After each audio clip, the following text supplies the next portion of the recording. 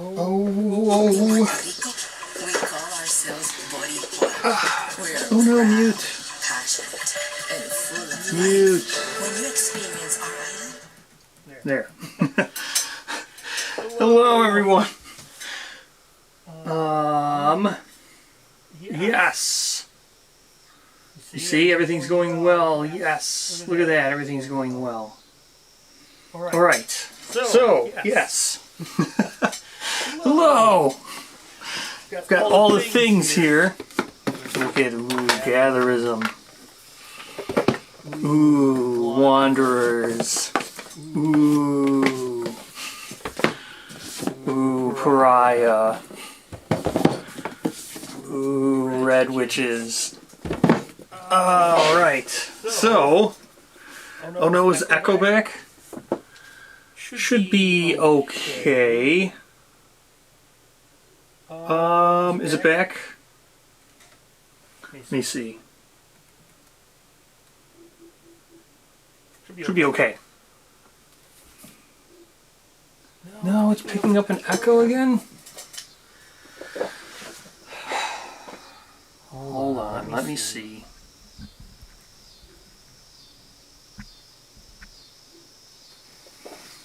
Alright, that should be better. Otherwise I have to go check it again. Oh no, I have messengers. Here's messengers.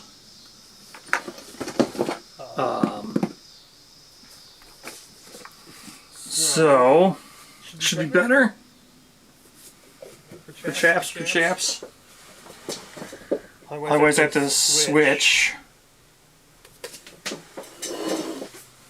Better. I think so. Perchaps.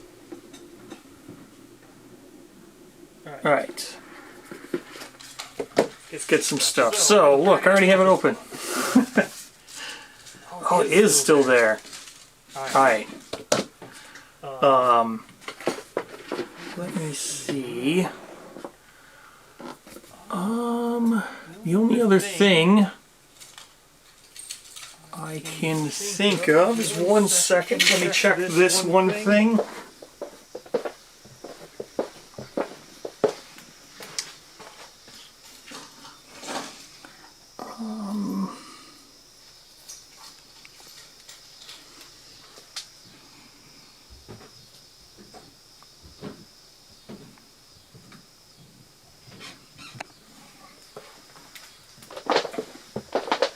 Alright.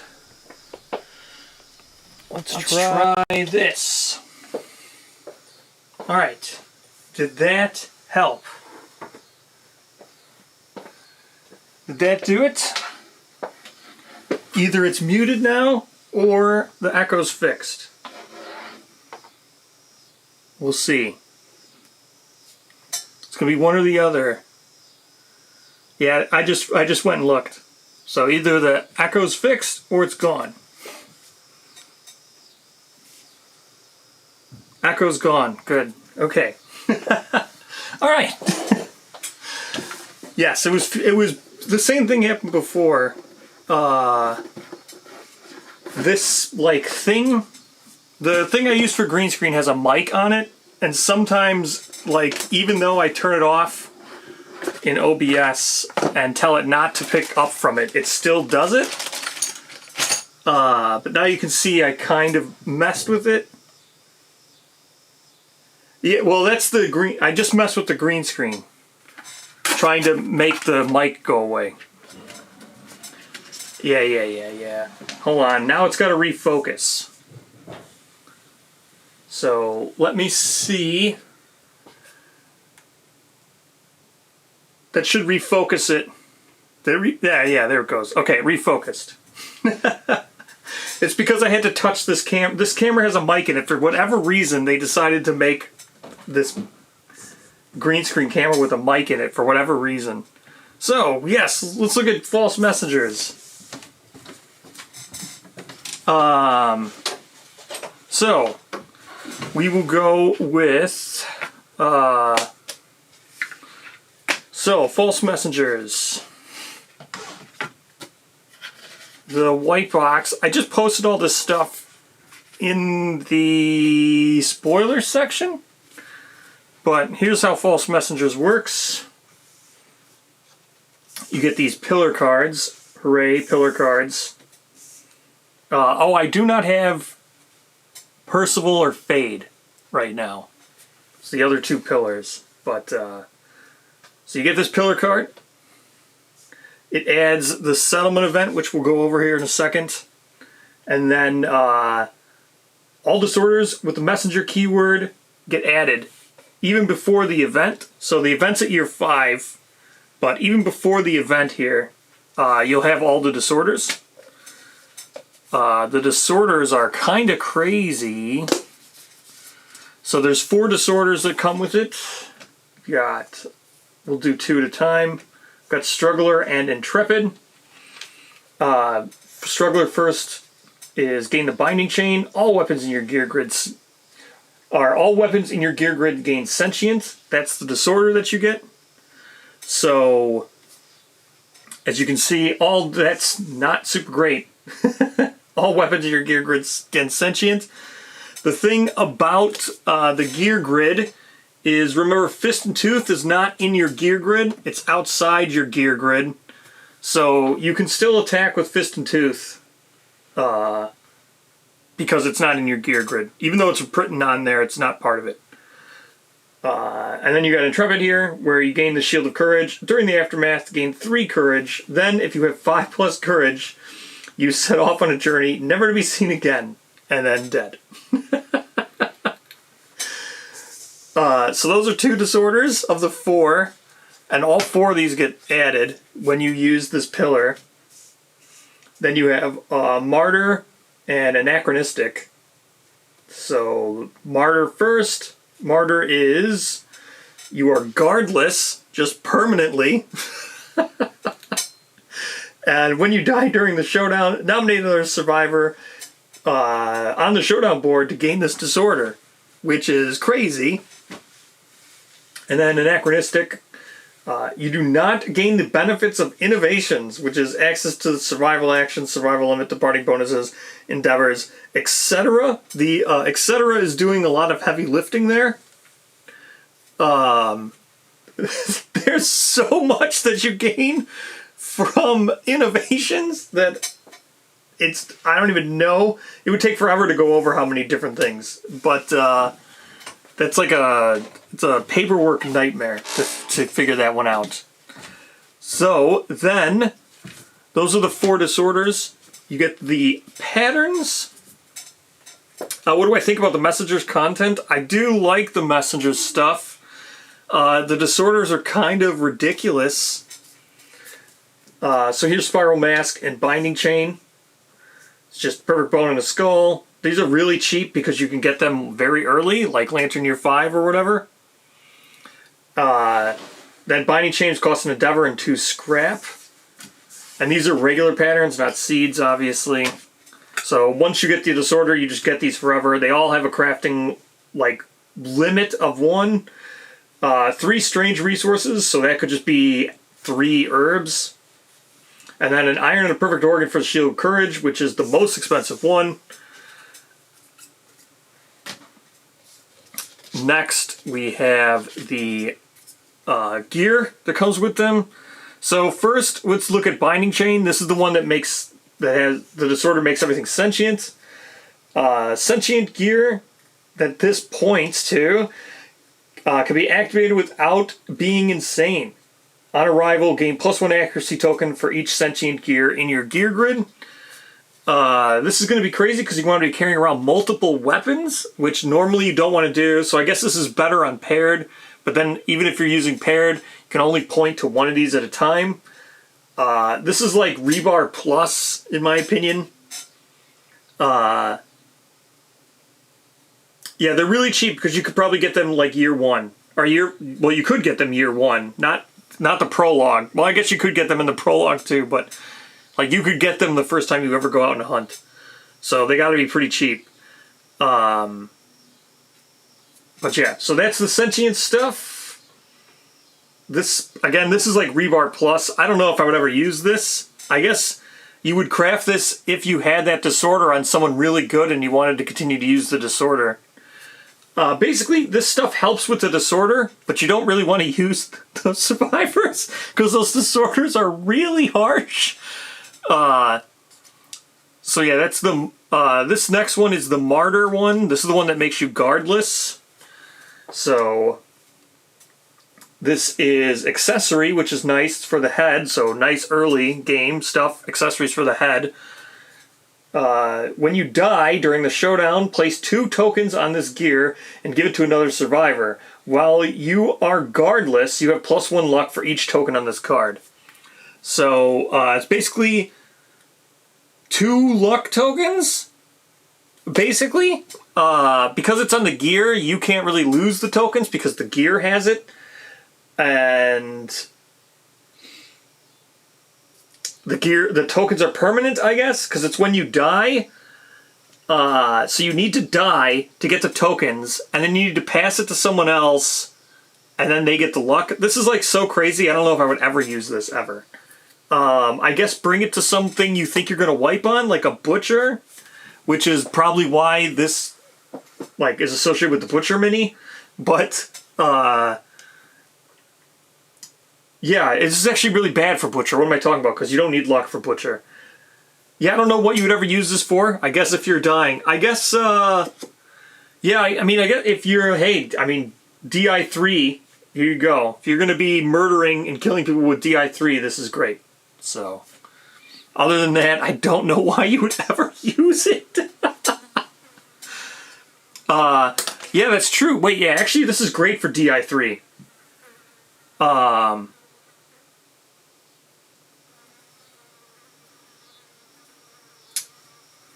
Yeah.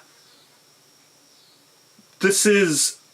Yeah, you don't need luck on Butcher. That's correct. I said that wrong. But this is for DI3.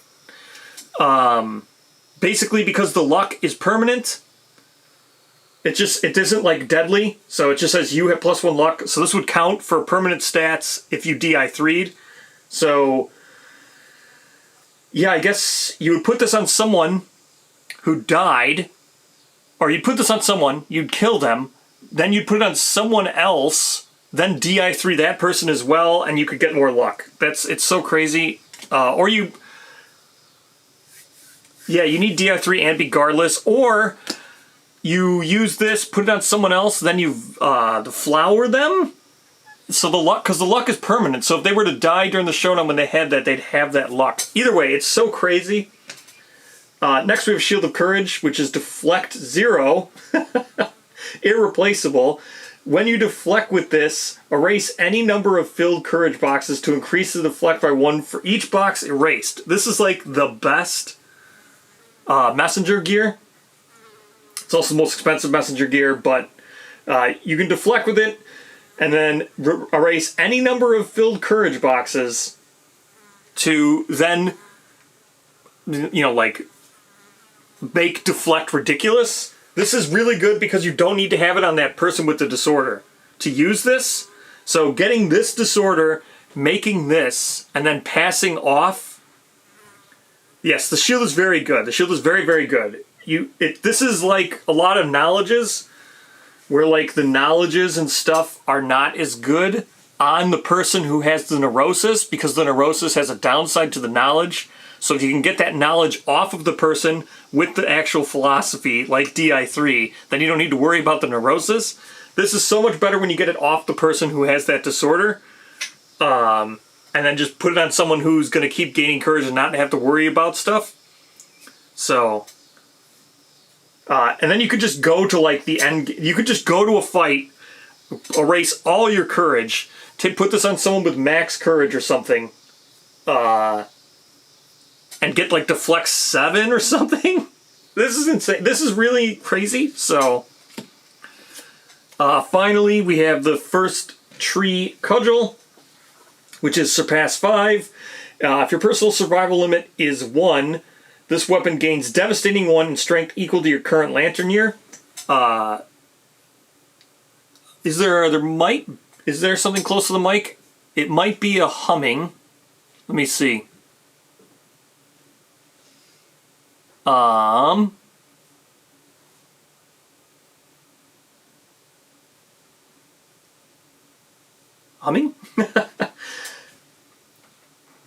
But this one's crazy. This is surpass. Limit 1 gains devastating and strength equal to the current Lanternier, which is just super crazy. So with this one, you would probably do... oh wait, yeah. Hold on, I see now. Yeah, it's stuck inside that light, because I haven't used that light in a minute. Stupid thing. Alright. So, yeah, this is devastating and strength equal to the current Lanternier, which is crazy. Can you trigger courage multiple times with that? Yes, you could do this. Well, it's when you deflect. So you'd have to deflect with this. So you deflect for 0, and then erase any number of filled courage boxes to increase deflect by 1 for each box erased. So you would deflect with this, erase like 6 or more or something ideally, so you'd have deflect 6. And then if you were to gain courage in the showdown or something, you could increase it by 1 to go to 7 or something. I don't really know how you would be able to gain like lots of courage really quickly, but you could do it. Then we have the last one.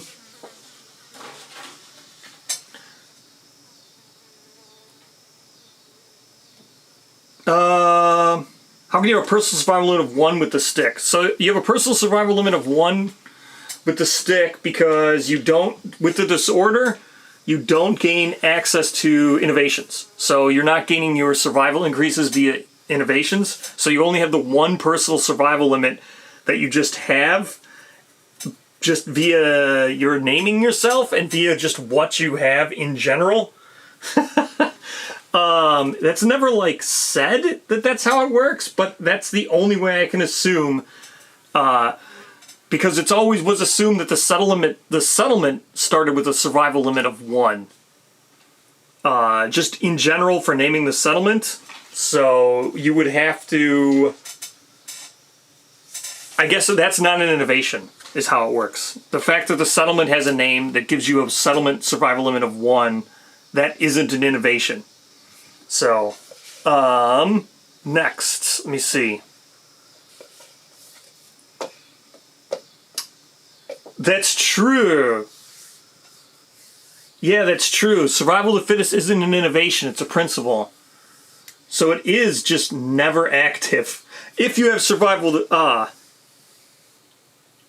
the fittest, yeah, you need to use it with the disordered person. 100%. Yeah, that's true. With survival of the fittest or like cannibalize, right? Cannibalize also has survival limit 1. That's also a principle. Yeah, it'd be pretty difficult. Yeah, you wouldn't be able to have principles. You wouldn't be able to have cannibalize. You wouldn't have survival of the fittest. Yeah, that's crazy interesting. I didn't even think about that. I always forget that the principles aren't innovations because they're literally on innovations and the backs of them are innovations. So yeah, all those would work. Even with the disorder, you'd still get the cannibalize. So yeah, it would be hard. Even with the disorder, this would be difficult to keep your survival limit at 1 because if you took cannibalizer.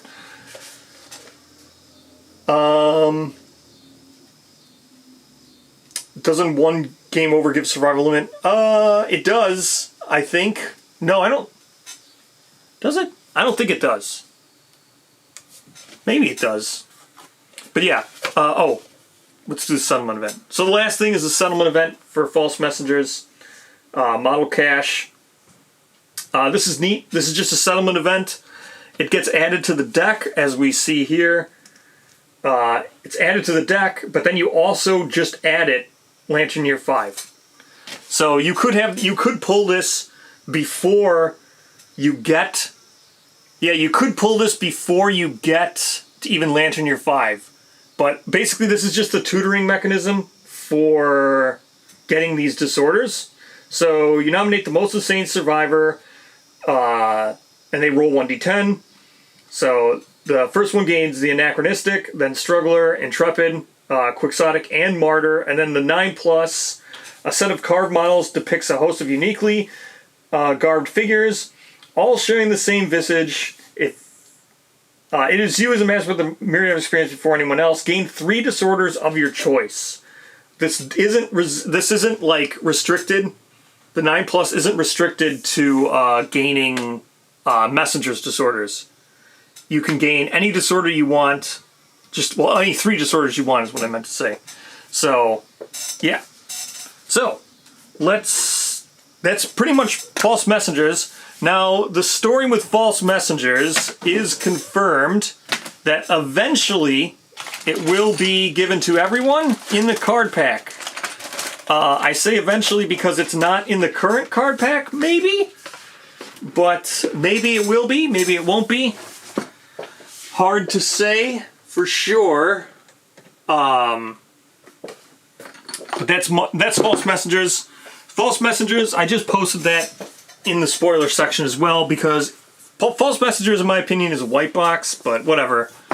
It's like any other white box, so. What do we do now? Let's do some Pariah. So, Pariah expansion.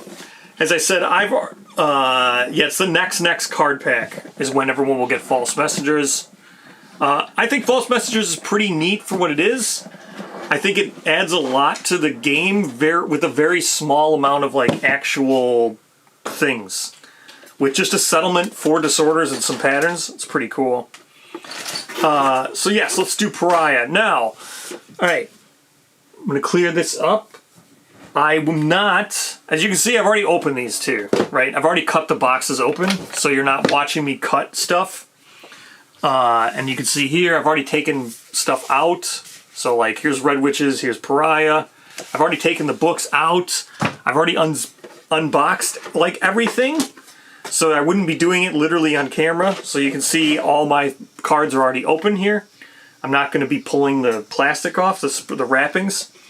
But, so, let's talk about spoilers. Because I didn't want to talk about spoilers before false messengers, because I don't really consider false messengers spoilers. Everybody, one, either already has the models because they're old models, or and everybody's going to get them in the card pack, or it's just like a white box, a general white box. So there's like story to it, but there's not. It's like just a white box in my opinion.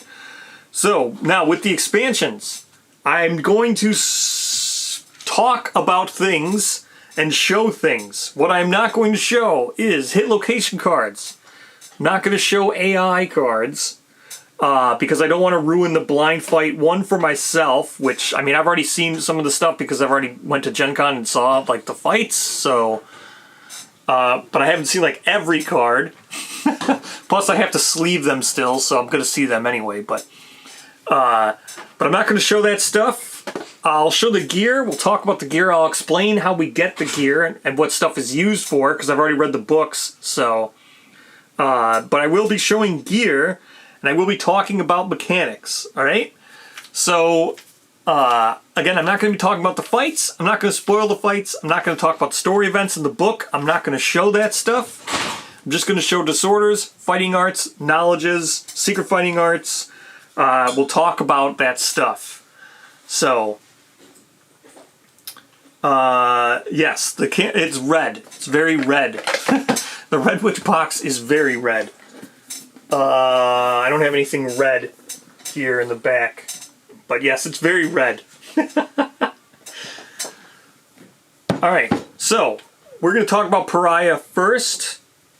So with Pariah, you get a bunch of like gear, these pythons. So they're for the inverted showdown. And then we have all these AI, all these locations. Again, I'm not going to show them. I'm not going to talk about them. You can watch Deno. Deno's already fought all 3 levels of the Pariah because he's insane and is super fast. But if you want to watch all the fights and everything, Deno's already done it. He's already done everything with Pariah. He's actually going to stream Red Witch level 3. So, I don't know when it is he's going to start, but I see Deno talked here. So, Deno, if you want, you can mention when your stream starts.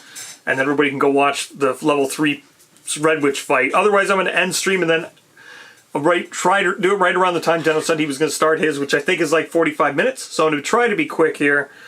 But let's talk about Pariah stuff. So, Pariah. So the disorders that they add, you get codependent. You cannot gain understanding except from Pariah. So this is insane. This is really cool. Codependent's kind of handed out quite a bit, even on like AI cards and hit location cards. Oh, Deno just went live. Okay. Yeah, I know he's going to be fighting Red Witch 3 on Twitch. So I can't like raid him because he's Twitch. I would if I could, Deno, but you're Twitch. So yeah, you can't codependent, and then yeah, you can't gain anything. So it's only from the story events. It's crazy. Codependent's kind of crazy. And then the other one is you are always saying you cannot gain fighting arts, secret fighting arts, or abilities. So this disorder is really bad. I have yet to confirm if like yes. So what Califix just typed, I tried to get Taste to confirm this. I know it says when you cannot use fighting arts, when you can't use fighting arts, you can't use knowledges. I have not gotten it confirmed as when you cannot gain fighting arts or secret fighting arts if you can't gain knowledges. I would think you can't, but maybe you can. I would definitely think that this works with knowledges as well and prevents you from gaining them. Maybe it doesn't. Arc survivors just keep winning. Arc survivors are just making a mockery of regular survivors if that's the case. They just are immune to everything. So next we have Sacred Code. This is an interesting one because it's Sacred Code, Secret Fighting Arts Squires campaign, but I'm pretty sure this shows Pariah's like, yeah, that's Pariah's crest. So this is interesting because it's not a Pariah thing, it's a Squire thing, but this is a Pariah crest because you can get this without owning Black Knight. But I guess how this works is you would just have two of these in your Secret Fighting Art deck. It's not like you can tutor Secret Fighting Arts anyway, at least not yet. But that's literally the same. I don't need to talk about it because it's the same one as the one that's in Squires, so I don't really need to talk about it. I thought it was on the arc sheet that there's a check for if you can't gain fighting arts, you can't gain knowledges. It says if you cannot use, so like when Frenzy says you can't use fighting arts, Frenzy also means you can't use knowledges. That is 100% confirmed. I don't know gain. Maybe it does say it on there for gain. I'd have to look. I don't have a thing. But yes, I asked about it. I tried to get confirmation if that would be how it worked. So here's the next two Pariah fighting arts.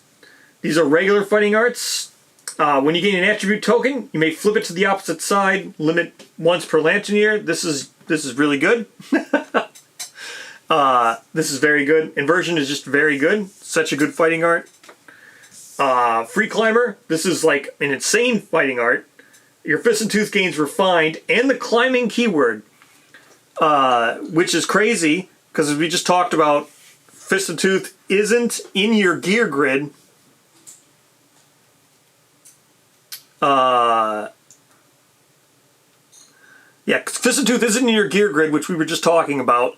But because there's a story event that asks about if you even have climbing gear.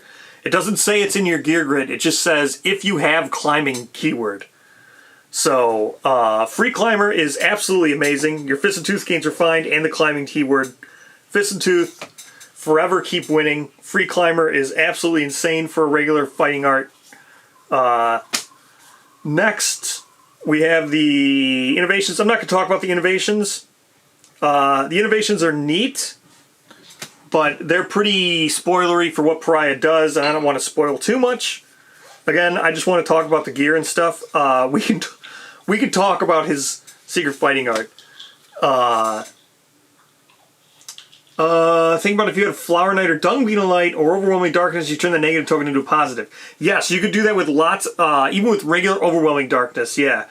The one that gives you -1 accuracy, you could just turn it to a positive. That is correct. Here's the other secret fighting art, Quadruped, or Quadruped. You use all your limbs as needed. You may use actions as movement and vice versa. This secret fighting art is insane. You cannot be knocked down. The cannot be knocked down part is like, I mean, we already had like, you could get that in the regular game, base game, but this is like the best secret fighting art that you could possibly want for Pariah. That secret fighting art is crazy for that fight. Secret fighting art is very cool. Let's talk about some of this gear now that Pariah gives. So he gives scab gear, which is the precious fragments are the innovation that Pariah gives. So they're all going to require precious fragments. An organ, -2 population, do not gain the benefits of your death principle. 2 organs, -3, do not gain the benefits of your death principle. 2 organs, -2, do not gain the benefits of your death principle. An organ, -2, do not gain the benefits of your death principle. And an organ and -1 do not gain the benefits of your death principle. So, Pariah does seem to make the game so much harder.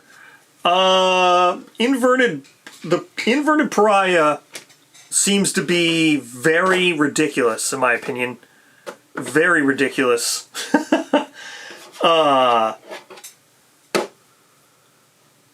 Yeah. The inverted Pariah seems very ridiculous. I saw Deno, it was very ridiculous. So first off, we got the scab, which is 2 speed, 7 accuracy, 5, and you can get this like year 3. You can make this year 3, so you can use it for your year 3 hunt. Maybe if you can use it. So cumbersome. At the end of your attack, if you wounded the monster, roll 1d10. On a 1, gain 3 bleeding tokens and archive this. So this could blow up and kill you. It's possible, but other than that, this is crazy powerful. So just makes you want to do protect the young. Next, we have the halberd, which is reach 2, bloodthirst. 4 accuracy, 4 strength, which is crazy. -2 movement. After attacking, if standing, you may move up to 2 spaces. Here's what bloodthirst does. So this is the knife scab, which is fist and tooth. So it's 3 speed, 8 plus accuracy, 2 speed. Bloodthirst is when you activate this gear, gain a bleeding token. So yeah, it's a noisy bow, but it doesn't matter. This bow is crazy. If you're going to use this bow, like if you're going to commit to this anyway, if you're going to make this, the fact that it has noisy, it doesn't matter. Where's the dagger? So this dagger is crazy. This stuff, like if you're using Croc, this stuff is crazy. Yeah, these are all very identifiable gear. So this is Phoenix bow, I think, right? Or Pariah? No. Yes. No. What bow is this? Yeah, I think this is Phoenix bow. And then this is the Lantern Halberd. This is Cold Speaker Knife. This is Thunder Maul. On a perfect hit, place a token on this gear. If it was the 3rd token, you gain 3 bleeding tokens. The monster is knocked down and archive this.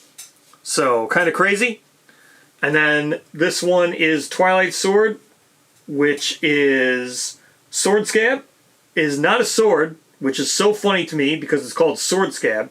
It's not a sword. It's a weapon, melee, 2-handed, finesse, soluble.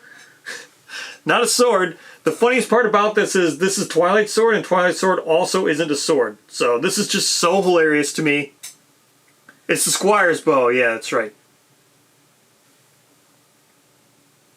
But this Sword Scab is so hilarious. Slow, cumbersome, devastating too. When you wound with this, the force of the blow shatters the blade, gain 3 bleeding tokens, and archive this. Sword Scab is so good. I guess you could just use this as like a one-off and maybe let someone die, but have like the easiest year 4 fight ever with the Butcher, or year 5, the Butcher fight. But I guess you'd be using Pariah, so you would use it against Pariah. But it's kind of crazy. that you could just get Devastating 2 for like free wounds. Oh,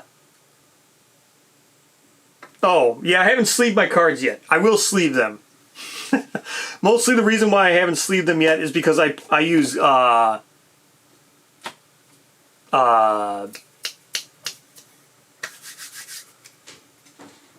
coin sleeves for my gear. So if I were to sleeve everything and put them in the binders, I wouldn't be able to show them all off. Yeah, Scab Survivor. Yes, you can use it and then dump all your bleed with all the other means. So here's our first knowledge. So this means this is a 9 number. 9cc is our very first Nemesis Node 1 knowledge. So it's the feedback loop. Pariah does have a knowledge. Feedback loop is funny. The first time you gain a token, each Lanterneer gain a copy of that token. So, and then when you gain a token with this, gain +1. Feedback loop you can trigger kind of easily.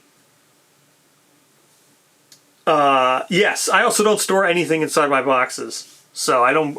Storage for Kingdom Death is like its own thing. You can never use any of this stuff. So this is crazy to do. The funny thing about this is the first time you gain a token each Lanterneer. So you could gain a token like on depart during the settlement phase and eat your one-time token. You could also just get a bleed during a settlement phase. There's lots of stuff you can just gain a token for without really wanting it, and that's kind of funny. So that's Feedback Loop 1. Feedback Loop 2.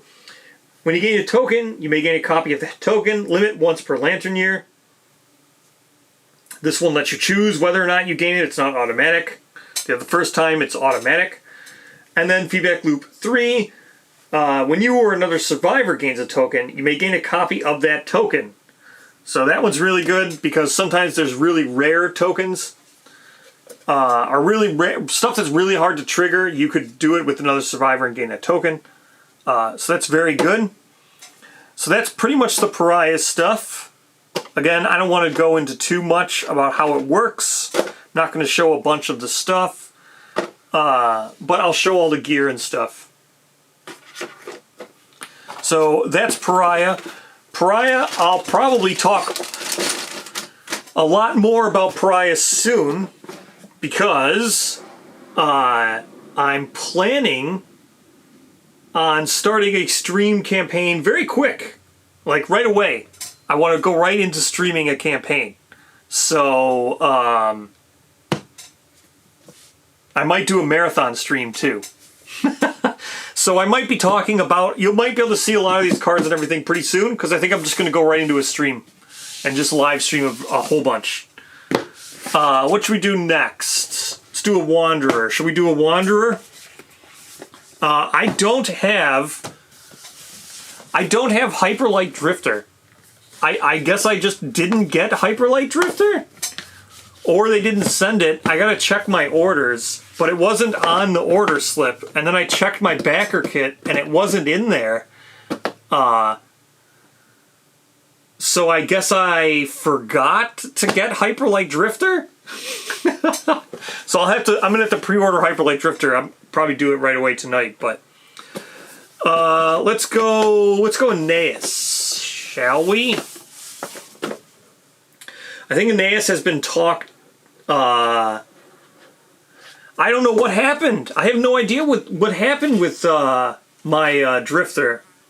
I don't know. I know when I backed, the level I backed on the Kickstarter didn't include the Wanderers.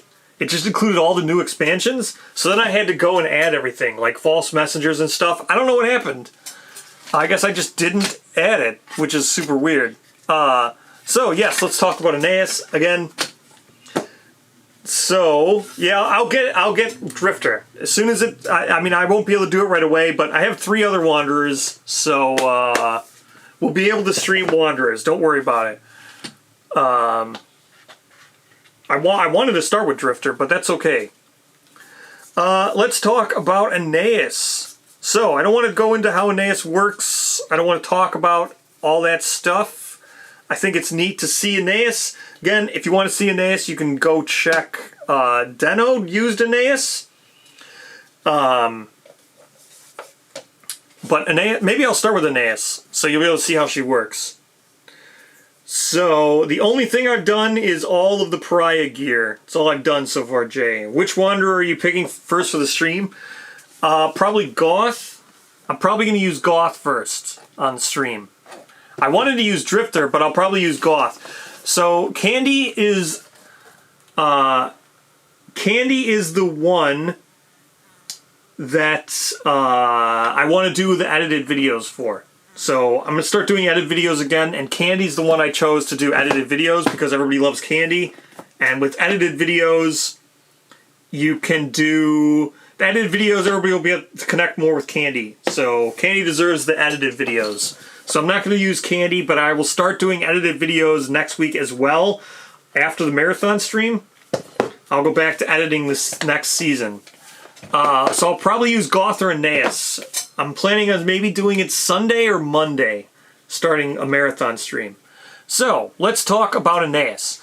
First thing I want to talk about with Aeneas, I've already talked about Aeneas a whole bunch. If you watch the other videos. So, let's see. You get this with Aeneas. You get this in Gambler's Chest, but this is nice to give to Aeneas as well, the actual thing. I assume this will be in a card pack, so I don't need to really talk about that. But let's talk about these Indomitables. So, I talked about these a lot. Jay and I streamed when we... Because a lot of the stuff that we saw on the pre-order turned out to be correct. Like, we know... Oh yeah, Zombicide? I do have a bunch of Zombicide. Like, right here. Oh, Marvel Zombies, yeah, right behind me. So with this, let's talk about these 3 Indomitables, right? So we've already talked about these. So the thing with these Indomitables is they are, like, permanent. These are just always going to be in my deck now. Forever. They're a Phoenix, a Screaming Antelope, and a Lion. I kind of really hate that. I kind of really hate that. There's not much to go into with Scab Gear. The Scab Gear is so blatantly, like, face forward, right? The Scab Gear is literally use this, it explodes, and you gain 3 bleeding tokens. And you're probably ultimately going to gain 4 bleeding tokens because you're going to gain 1 to activate it. There's not really much to talk about with the Scab Gear. Like, there's no, like, in-depth... There's no, like... You're making the 1, you're using it, you're hoping to get rid of all the bleed, and you're hoping to take advantage of it. They're so glass cannon. Probably literally by design, because they explode and they're literally blood glass cannons. So, there's not really much to talk about with the Scab Gear. I think the Scab Gear is going to be 1, fun to use, 2, can help you out in, like, a very desperate situation with a nemesis fight, if you bring that sword. The other thing is I find it hilarious that the sword scab doesn't have the sword keyword. I love that.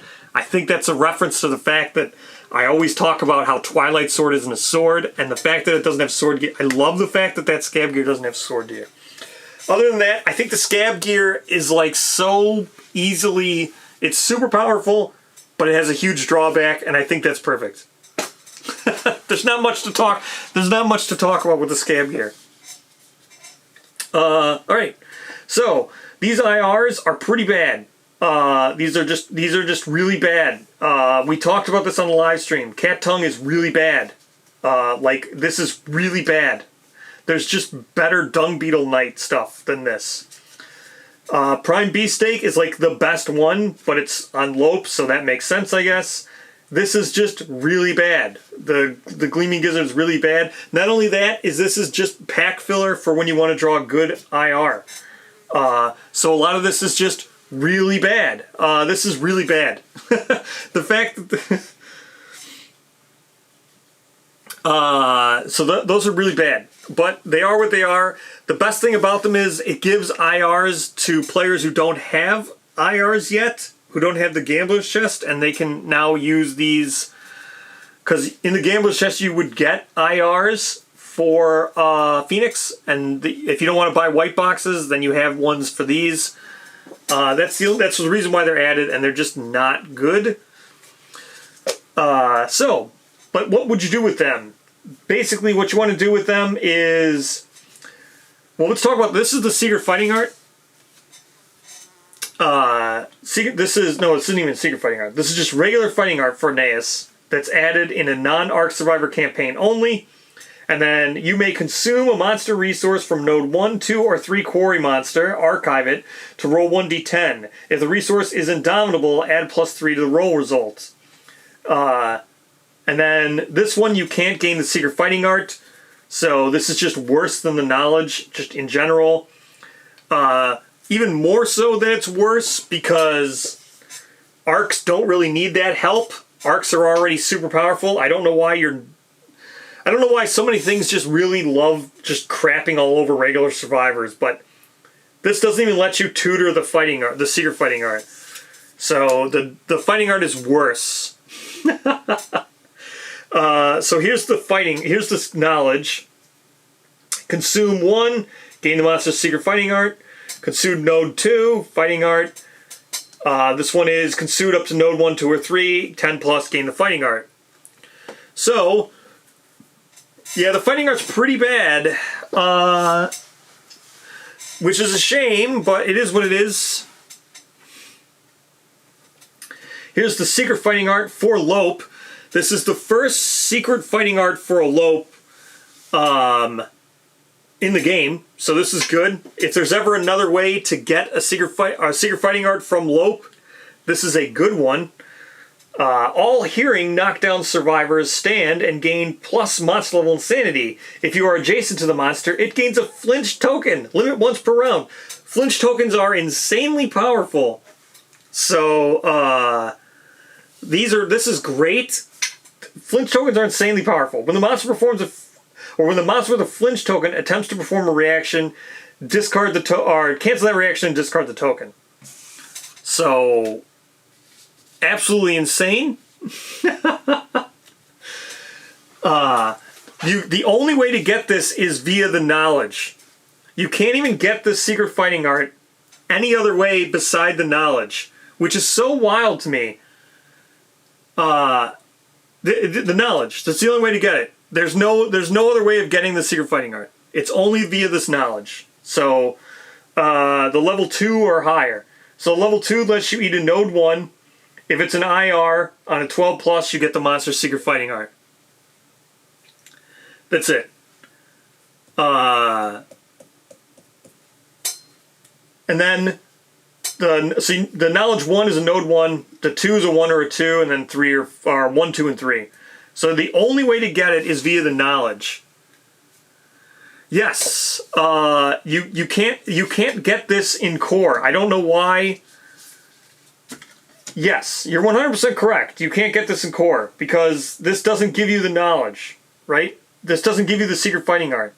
If you have just the regular fighting art, you can't eat an Indomitable, can't get 12 plus, can't gain this. So this tells you to add it to core. Again, it's fine because you can't tutor Secret Fighting Arts. You can't tutor Secret Fighting Arts, and there's no way of getting it.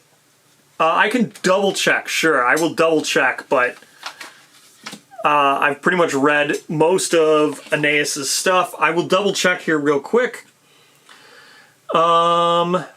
So, it is a core game upgrade. Core game upgrades. This product contains upgrades to your core game. The included Indomitable resources and Screaming Land Fighting Art may be used even when you're not playing with this Wanderer, and the resources of the corresponding monster dividers, Secret Fighting Art, to the thing. So you do add it to your core game. You can't get that Secret Fighting Art any other way without using the knowledge until there's other ways of getting the Secret Fighting Art. So, I don't know why you can't get it via this regular fighting art. That's so weird to me, but We're in a cycle of doing regular survivors so dirty. I don't want to spoil Pariah too much, but Pariah does have a mechanic in there that does arcs dirty. So, I guess get wrecked arcs on one thing. Yes, it does mean may. That is correct. You do not need to add all this stuff. It says to do it, but you do not have to because you may. So, now let's talk about Aeneas' secret fighting art, which is really good. This is my favorite secret fighting art. No, binge eating 100% also applies to the knowledge. Yes, Jay is correct. The knowledge is also unusable because of the interaction with binge eating. That is correct and confirmed by taste. That one is confirmed by taste for whatever reason, because there's other times where you were correct, where binge eating doesn't work like that, but binge eating does work like that for the knowledge. It is confirmed. So you can see that. I'm sure Califax can ping you, Cinnamon, if you want, to the exact tasting note, but it is there in my tasting note list. But this is my favorite secret fighting art ever. I love this secret fighting art. This is my favorite one. I love this thing. When your wound attempt on a hit location succeeds, you may ignore it and attempt to wound the selected hit location again with +2 luck. Limit once per attack. I love this secret fighting art. Oh, I love this secret fighting art. I hope something else... I hope we get more stuff that does this. Where you can, like... where you can redo things without wasting a reroll. Protect the young some something to help them with rerolls. I love this fighting art. I hope we get a gear that does this. Let's talk about the other one. So this is the gear that Aeneas comes with. At the end of a Wanderer, this isn't a spoiler. At the end of Wanderer's story, just like Luck, at the end of a Wanderer, they usually leave their gear behind if you have a high enough disposition. So just like Luck, this is the gear that Aeneas comes with. This is selfish, irreplaceable. During the aftermath, before rewards, reveal the top 3 cards of the monster resource deck. Gain 1 and shuffle the rest back into the deck. If the monster has no monster resource deck, gain 1 insanity. So that's such a good little jewel there. I really like that. It's really cool. So if you get Aeneas to a high enough disposition, you get to keep her charm. It's a pretty good charm. So that is Aeneas. Aeneas is pretty interesting. I don't like the fact that she messes with the core game so much for no reason. I would have liked if her fighting art gave a way to get the secret fighting art from Lope, just like the knowledge. I don't like her fighting art. It's fine, it's crap, but it's good for fighting art level. I wish she would have maybe had secret fighting art that allowed you to get more secret fighting arts. Yeah, I don't know why you can't gain the Lope fighting art without using the knowledge. I don't know why. The Lope fighting art is really good too. It's really fun too. I don't know why it's locked to arcs, but arcs keep winning, right? Facism keep winning, arcs keep winning. Hey, speaking of arcs and facism, should we do Gatherism or should we do Candy and Cola? What do you guys want to do? Candy and Cola or Gatherism? While I grab my water here from talking so much. 1 second. So Gatherism or Candy and Cola?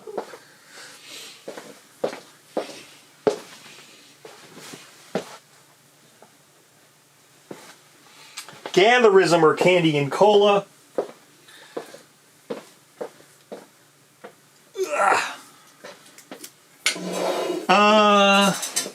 Storage part was confirmed. Gatherism. Okay, lots of Gatherism. Storage part was not confirmed explicitly, but the resources gained from the showdown are eaten for sure. I don't see why you wouldn't have to eat the stuff in storage. If you have to eat the stuff when you gain it, I don't see a reason why you wouldn't have to eat the stuff from storage.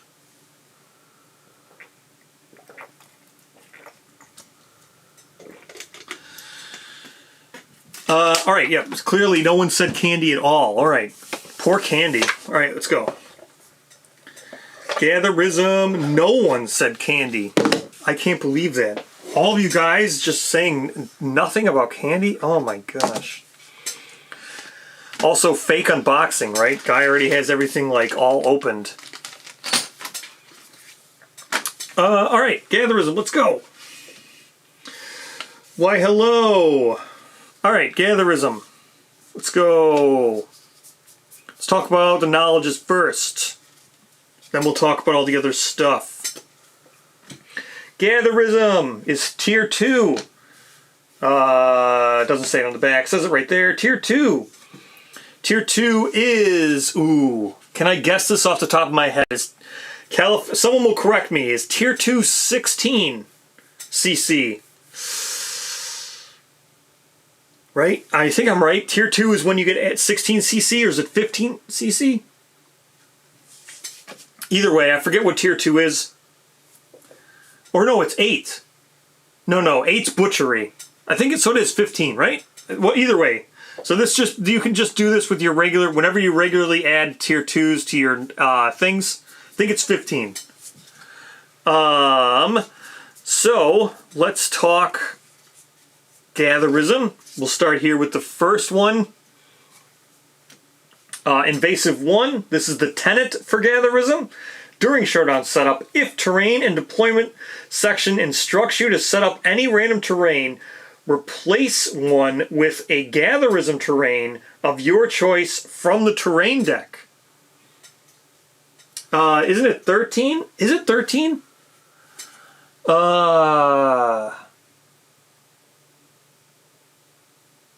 Yeah, because Butchery is 8. And then Pariah was 9. Yeah, 13. You know what? 13's probably right. 13's probably right. Yeah, Butchery was 8. Pariah, so Nemesis Node 1's 9. 13, yeah, that's probably right. So during the showdown setup, if terrain and deployment section instructs you to set up any random terrain cards, replace one with the Gatherism terrain of your choice from the terrain deck. Invasive 2. During showdown setup, add Gatherism terrain of your choice from the terrain deck and place it according to its setup rules. Invasive 3. During showdown setup, add a plant-related terrain, flower, fruit, grass, tree, etc., of your choice from the terrain deck and place it according to setup rules. Start of your act, gain an action that can only be spent to activate terrain. So that's the tenet for Gatherism. Gatherism tenet is amazing. Next, where's the other one? This is the other one that levels up. Alright, so this is Phytologist, which is you may add +2 to your roll result for a plant-related hunt event, herb gathering, or vivid grove. Limit once per lantern year. So, shouldn't have put them all down. So 2. Add 3 to your roll result for all plant-related hunt events, herb gathering, and Virid Grove. When using this, causes you to roll to become a 10+. So, yeah, these Gatherisms are insane. Add your understanding to your roll result for all plant-related hunt events, plant-related terrain, herb gathering, and Virid Grove. So, this is the most interesting of all of them. This one. Add your understanding to your roll results for all plant-related hunt events, plant-related terrain, herb gathering, and Virid Grove. This one.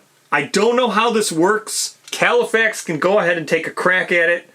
Anybody, Jay, you want to take a crack at it?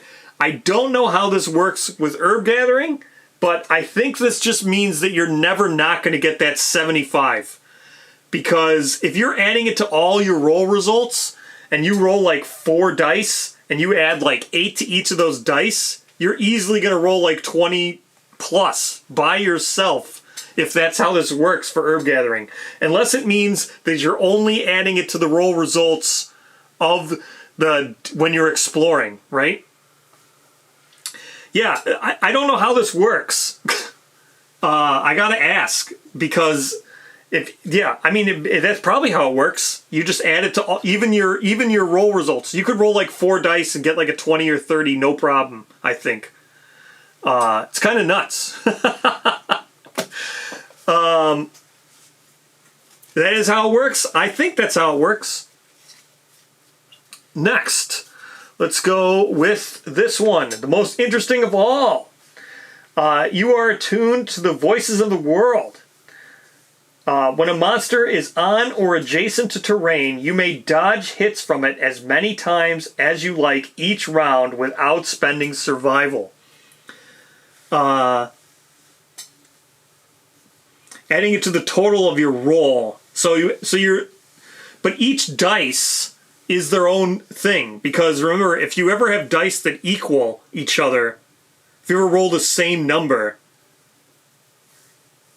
well, it depends, because herb gathering is weird, because it's like if you ever roll multiple of the same number with herb gathering.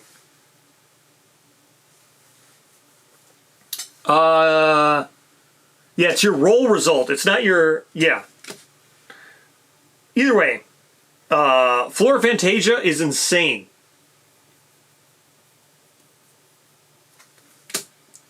For Black Knight,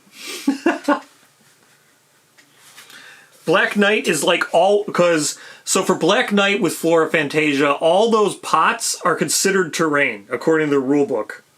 So with Flora Fantasia, the monster's pretty much always adjacent to terrain. So you could just dodge without spending survival as much as you want. With this, you can't get around this. So if you were to, what was it? They said that Tace was saying that for some reason you can keep making observations on this even after you've filled all the observation boxes. So there's no way around this. There was a way. I figured out a way around this. Oh yeah, the way around this would be making this your tenant with romanticism. If you made this your tenant with romanticism, then you can't lose it because it's your tenant. And then once you'd only suffer frenzy, and then you'd be able to keep doing this forever. But I guess the way it works is, even if you've made all the observations, taste confirmed, you just keep making them. So that's an interesting little thing. Yeah, you'd make it as your tenant with romanticism. Romanticism, you can choose a thing, you make it. I couldn't remember how it is. I did it off the top of my head, but that's how you do it. Or ambitionism. That's it. Not romanticism. Ambitionism. After hunt phase setup, place the grove on any hunt space. So this is the knowledge that allows you to go to the Virid Grove, which is a story event in the book, which has a bunch of cool stuff. Next, we have when you depart you may depart with a resource card. If that resource is perishable, it is not destroyed. At the start of any hunt turn, before hunt events are revealed, you may sow a resource. Archive it to gain plus monster level survival. Then we have the thing that's interesting about this is I was really hoping that Gatherism would include like a fighting art or something, but it doesn't. I wish Gatherism would have had a fighting art that did this. Then you can at least like do all the Virid Grove stuff when you're not using Gatherism, but sucks. Gatherism doesn't include any fighting arts or any ways of using this outside of Ark Survivors, which is fine. I'm not saying that that's bad, because it is a knowledge, or a philosophy. Obviously, it's meant to be used with Ark Survivors. It's just a shame that it didn't come with the Wanderers. The Wanderers come with fighting arts, because the Wanderers could be used with regular Survivors. It's a shame that this didn't also come with a regular fighting art, so you could use Gatherism in regular games and explore the Vivid Grove. That would have been cool. But anyway, here's... Yeah, I'm going to get there, Jay. Here's Veered Grove. Land in the loft, you reveal the path to the darkness, flanked by greenery. Veered Grove. Next, we have all of the Gatherism terrain, which is marked by saying Gatherism. Yes, that's right. Ark Survivors are the only way to play now. So here's the terrain. This is clearly marked by Gatherism. Bloody Beard Plant. Uses in place of Giant Stone Face. So, means once you add it, that's used in place of. So, move to any space that get 2 evasion, along with everything else that a normal Giant Stone Face does. Then we have survivors that attack the monster while on this terrain are always considered to be in the monster's blind spot, which is neat. Again, this is a 2x2 terrain. I don't need to punch them out, but yeah, they would have been neat if there was some way of using it outside of arcs. I get it; it's a philosophy. I get it. Like, it's fine. It just would have been neat. It would have added like extra value to the to the players who don't just want to use arcs, because maybe you don't want to use arcs once, but you still bought Gatherism. So this is neat. Good for blind. What is it? It's like 0 presence if you have a bow and stuff. So this is the bloated stone-like faces explode underfoot with a scream and a squelch. You bounce on this, archive this, and roll 1d10. You gain a permanent movement from this, or you can get the the gear, right? Oh no, this is not the one. Where's the one where you gain the flower? This one. When you collide with this, oil slicks onto you, gain +1 evasion token. Then you can harvest. And you actually pluck the flower and consume it. So this your pores gain +1 permanent evasion. This is insane. So here we have, so all the, there's 2 of these cards, because you have to replace both stone faces. So there are 2 to replace both stone faces. Next we have all these things. Per movement on 15+, yeah. Is there a way to get the bigger bonus in Gatherism? Yes, because you add stuff to your terrains with those knowledge rolls. These. What is it? Well, the one we were just talking about. You add a whole bunch... Yeah, this stuff. Because you're interacting with terrain. So you add, like, your understanding. You can add, like, +8 with a full understanding. So, yeah, there's easy ways to get that high. Let's talk about the resources. So, they have this first resource.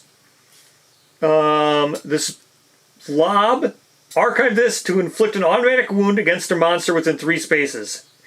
If you suffer damage while holding this, archive it and suffer a random severe injury. Crazy.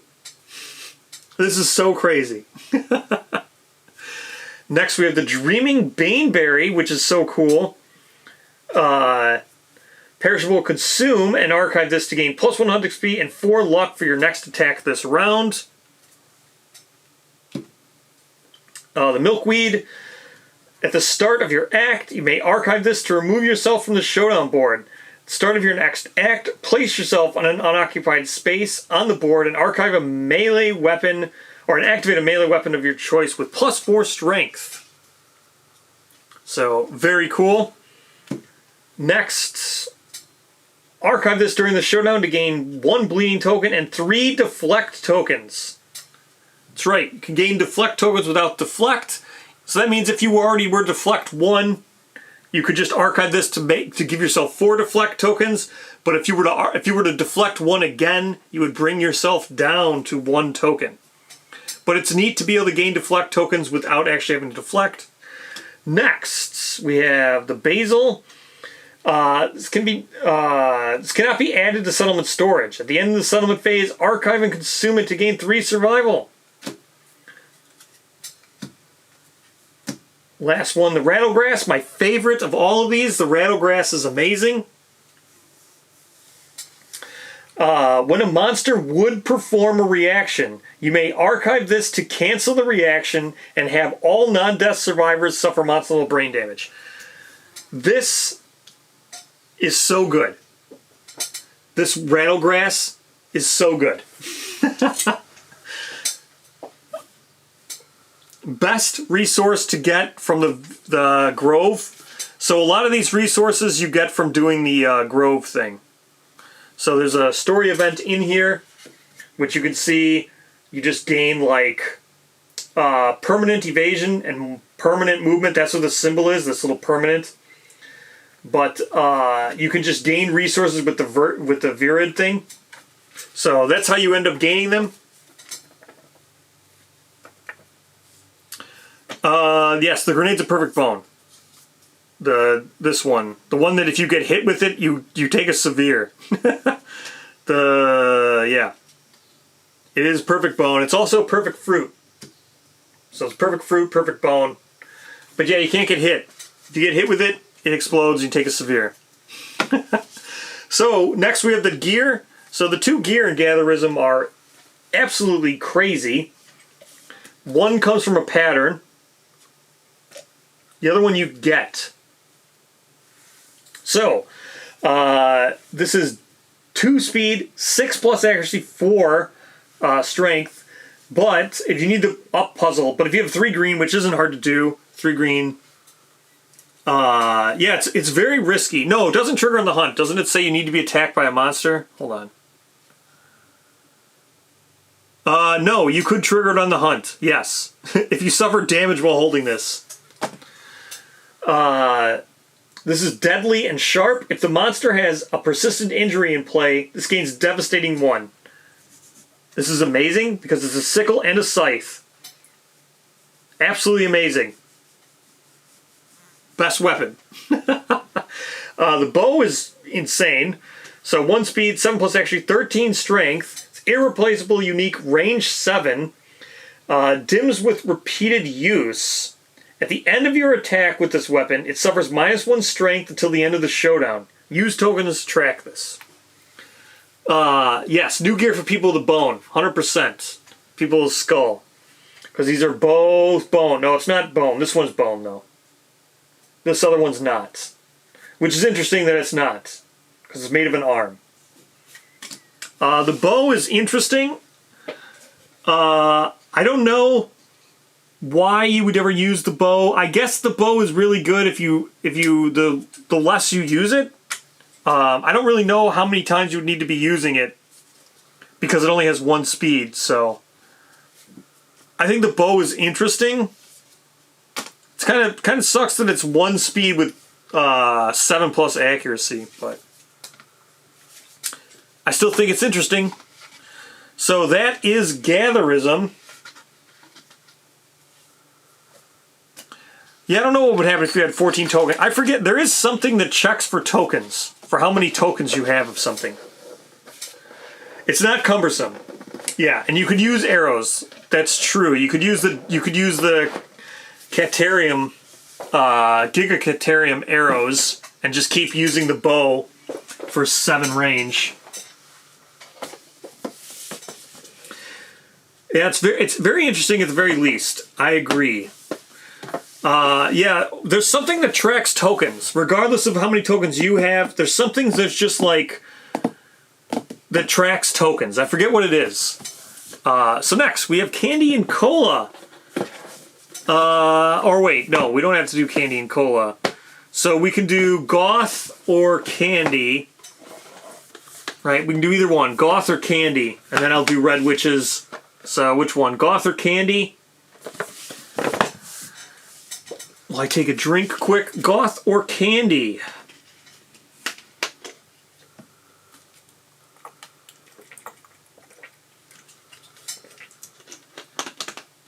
Yeah, most arrows, except for the Giga Lion, or the ones that use the quiver, have only 1 use.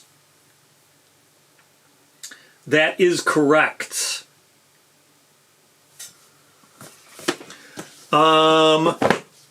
Candy. First person said candy. I'm just going to go with it right there. So we're doing candy.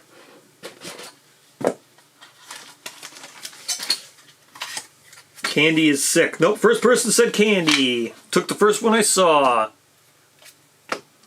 Alright. Candy. Here we go. Again, not going to talk too much about candy because I don't want to spoil it. Nope, already doing candy. So, we'll talk about this.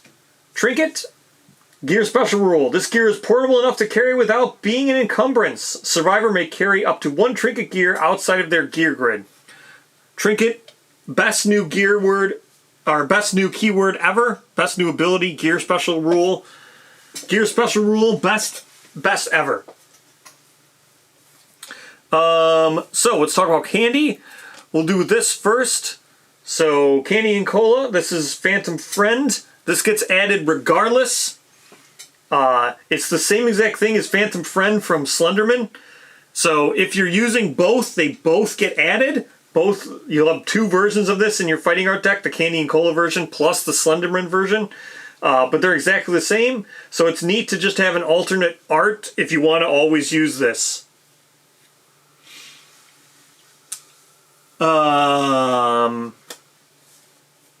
Next, let's see. This is non-Arc Survivor campaign only. Again, non-Arc Survivor campaign only. This is what I think they should do. Because this is Aeneas showed this too. Non-Arc Survivor campaign only. This is a regular fighting art, not a secret fighting art. They should do this with the fighting art deck.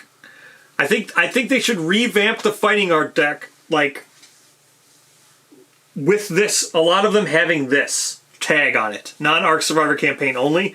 And then the Arc Survivors could keep using the cruddy fighting art deck. And they give us a revamped one in the future with better fighting arts. So during your act, you may spend 2 survival to remove one of your disorders. Once per round. This fighting art is insane. Very good fighting art. Next we have... where is it? I don't want to talk about soda fountain. Let's do reframe. So we have reframe here. This is just the theory. When you gain a disorder, gain +1, or just gain an observation. So you need to gain disorders with this.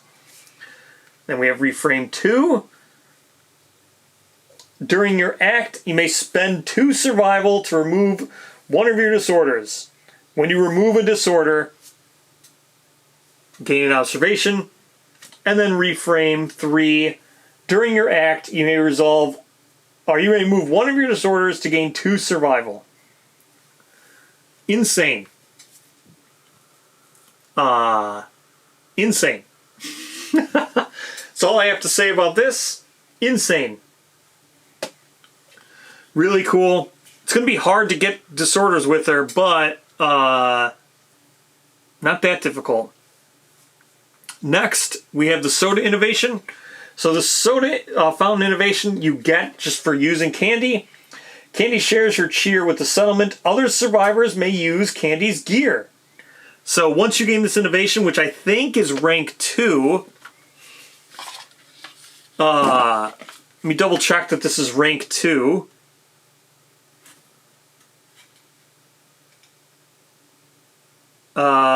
It's not. It's rank 3. Yeah, it's rank 3. Rank 3 is when you gain this. And then you can have other characters can use Candy's gear. So, we'll talk about Candy's gear here in a second. Next, if Candy dies or leaves the settlement, archive this innovation. Cold Water Geyser. So, you gain Teary Tonic. If disposition is 1 or more, Candy suffers -1 disposition. Gain a random, unique, rare gear. So, you don't ever really want to use this, but maybe you do. Pretty much all you want is Other survivors can use Candy's gear.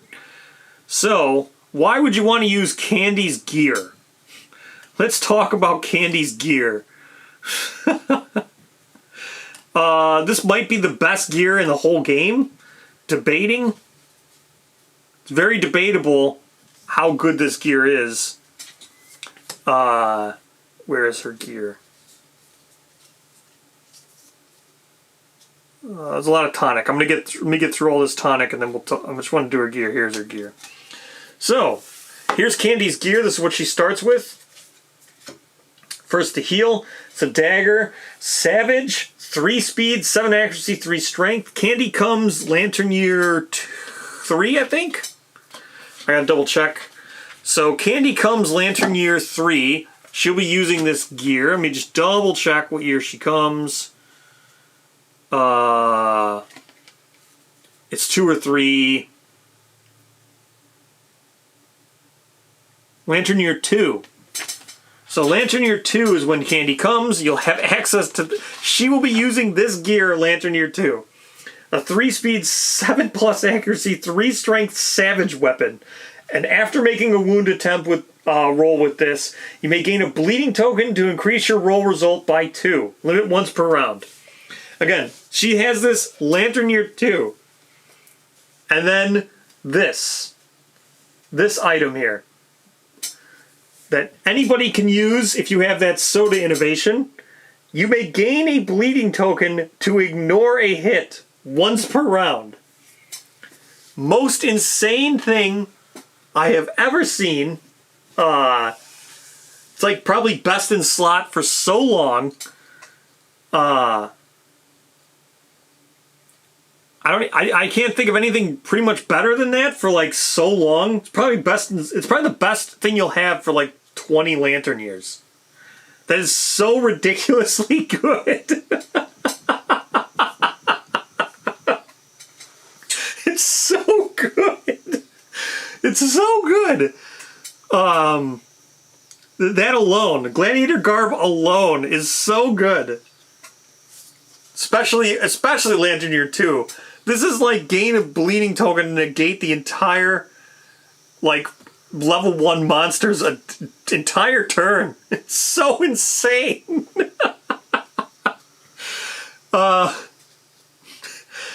It's crazy.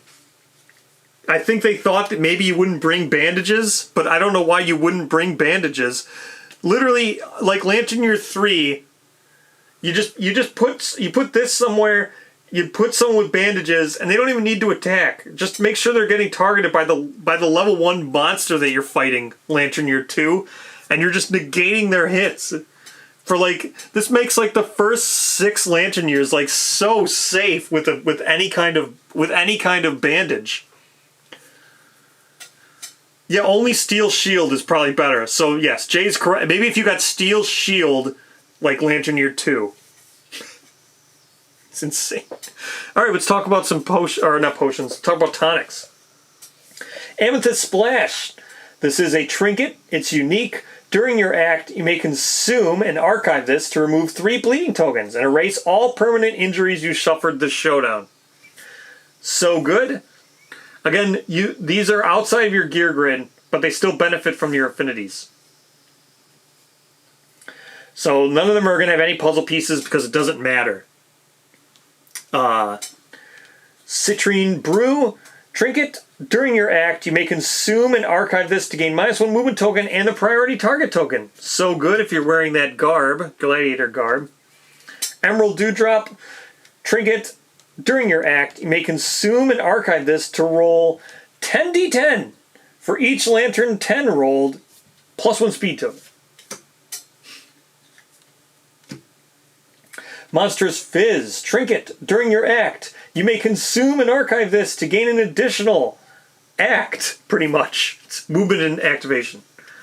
So good. Actually make these, or is the disposition... No, the disposition is the only way to do this. It's just the disposition. Which sucks because, I mean, you can get Candy ageless. Is that a spoiler? Alright, that might have been a little bit of a spoiler. But you can get Candy ageless, and then she can keep going. So, Ruby Cola trinket. During your act, you may consume and archive this to increase your attack roll and wound attempt results by 2 until the end of the round. Sapphire Syrup trinket. During your act, you may consume and archive this to gain 3 reroll tokens. They are archived at the end of your act. And then these are the Teary Tonic. There's 3 of them because you can get a whole bunch of them. During your act, you may consume and archive this to gain +3 insanity in a random disorder. Then, Candy gains +1 disposition if she was not the survivor who consumed this.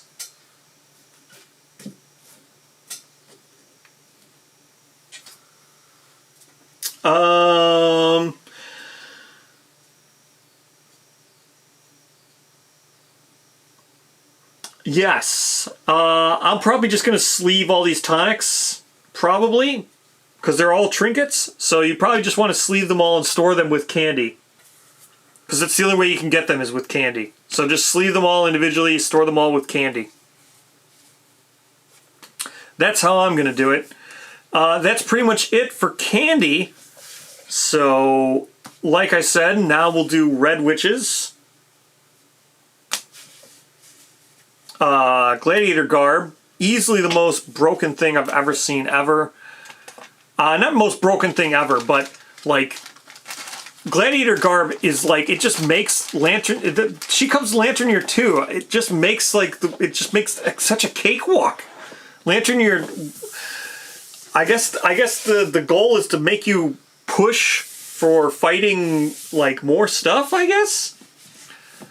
But like, what a huge, ridiculous, easy road. It's true you could steal those reroll tokens with Pariah knowledge, because they wouldn't be archived, they wouldn't be discarded from you using them. Alright, Red Witches, let's go. Let's talk about this stuff. Oops. Come on out.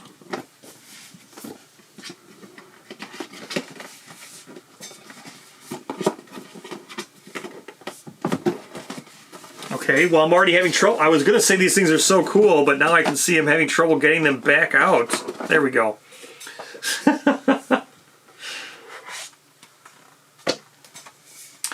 So here's the things. These are the storage trays. So these storage trays are absolutely amazing. Just as I thought, I absolutely love these storage trays. These are better than like anything. They need these for encounters. Like this literally needs to be an encounter thing. But you can see they have their face here. 3 for the level that you'll be using. It's also their initiative order. Red Witches was just so well thought out. I'm not going to be spoiling any of that stuff. I'm not going to be talking about the rule book and stuff. Mostly because, like I said, I plan on streaming it. Deno is also streaming probably the fight almost right now. The level 3 fight with Red Witches. But you can also go watch Deno. He's already fought all the Pariah level 1, 2, and 3 on his channel. And he's fighting level 3 witches like right now. He's streaming on Twitch. So these are them. They're color-coded. They're color-coded. They're initiative-coded. They're level-coded because you can see they're 1, 2, and 3. Color-coded, level-coded, initiative-coded. Oh my gosh. That is like so brilliant for them to do that. So, alright, let's talk about some fun stuff. Here we go. Again, I'll show this stuff off just because, but I'm planning on streaming like Sunday. I don't think I'll get to Red Witches Sunday, but I'm planning on getting maybe to Pariah Sunday. So, see this here on the back. You can see that's got like their pictures on the back of their AI cards. Pictures on the back of their location cards. It's like that for all of them. I do love it so very much. Nico, same thing. Seer, same thing. I do love it so very much.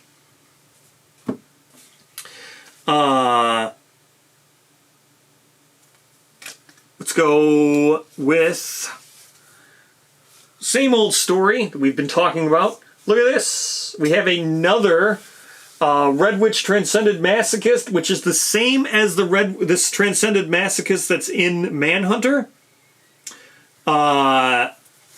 So this is the same exact one that's in all Manhunter. It's just another. You add it if you're using Manhunter. You add this. That way you'll have 2, so you're more likely to get Transcended Masochist. I talked about this with Poots in the interview. It's a way of making it so, because story events and hit locations ask for Transcended Masochist, it's a way of making you more likely to get it when you're playing normal fighting arts and stuff. So, very cool. And it's not an alternate art. I wish it would have been an alternate art. Like, everyone would have lost their mind had that been Nico. Can you imagine if that would have been a Nico art? Oh my gosh. So, let's talk about the disorders. We got Cowardice. Ignore your positive evasion attribute modifiers. So basically, attacks gain keen when they're attacking you. Passion overtakes your vision. So this is battle drunk. The first time you wound the monster each round, gain +1 strength and -1 accuracy tokens. When you are knocked down, archive all your strength and accuracy tokens. So doesn't even matter. It just archives all your strength and accuracy tokens, not just the positive and not just the negatives. When you suffer damage, lose 1 survival, limit once per round. So, again, I have to get confirmation on this, but when it says stuff like this, the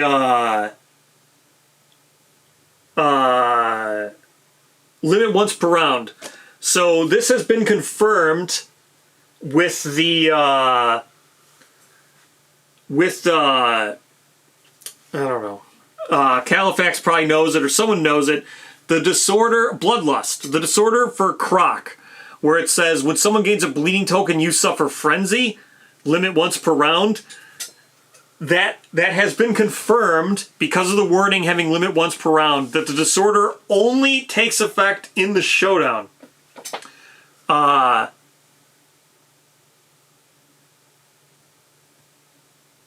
Oh, Deno, yes. So Deno's back to his showdown. So I have a feeling this is showdown only. Yes, Califax, I agree. This is probably showdown only, so you don't have to worry about losing a bunch of survival. Yes, Deno, I'm going to push people to your thing soon. I'm almost done here. I assume that it's showdown only. They should really say that, but I assume it's showdown only. Next, let's talk about... I don't think there was any... Oh yeah, we'll talk about... There's fighting arts and stuff. Let's talk about those. Do I want to show off everything? I think it's late enough now in the stream where... I know, because people don't like spoilers, right? I think I wanted to save Red Witches because I knew there's way more in Red Witches than Pariah. All right, we're gonna talk about this stuff because it's neat and fun to talk about.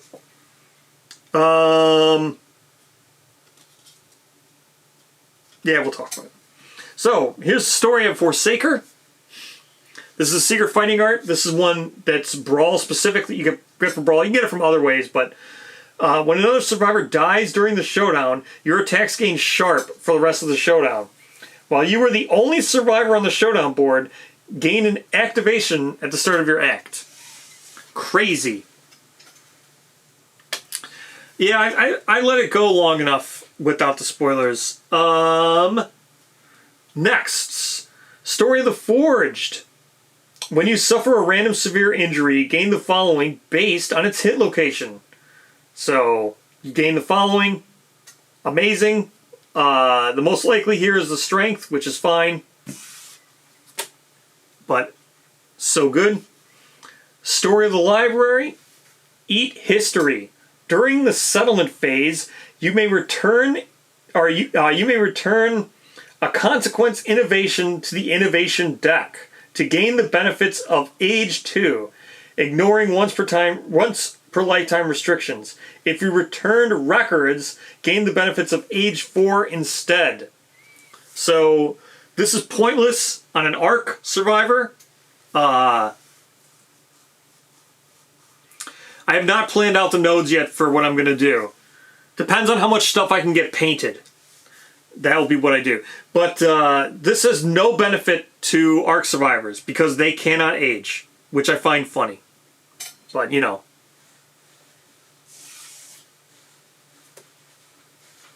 Yeah, it's a weird secret fighting art. Speaking of secret fighting arts, we have Vault Key.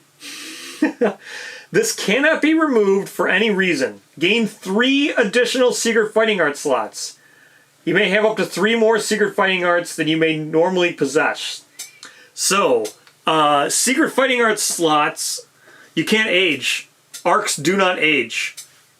So, like, if you get this on an Arc, you literally can't gain the benefits of Age 2 because you don't age. Unless, like, I don't even think they can trigger the event. Like, I don't even think they can trigger the event.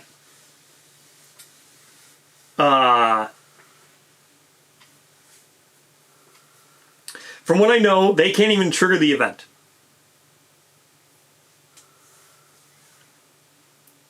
Because, yeah, you can't even trigger the event, right? I thought we confirmed this with Phoenix.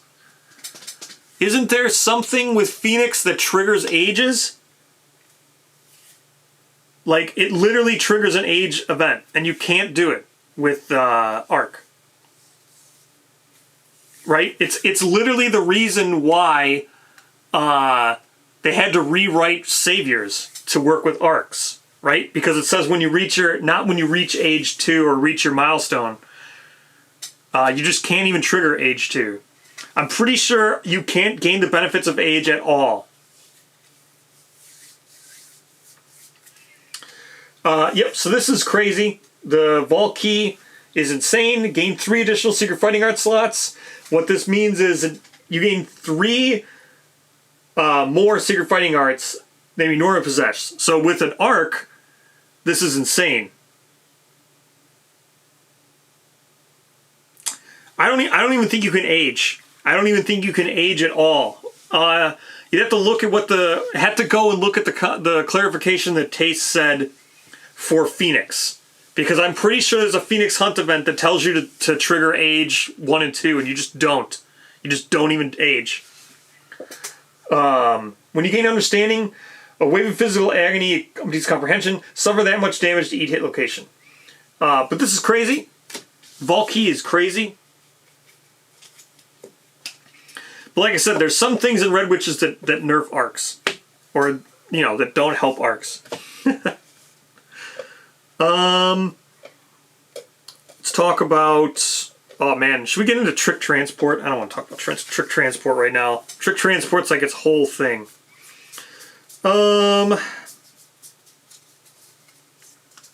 Pull this out. We'll talk about the knowledge.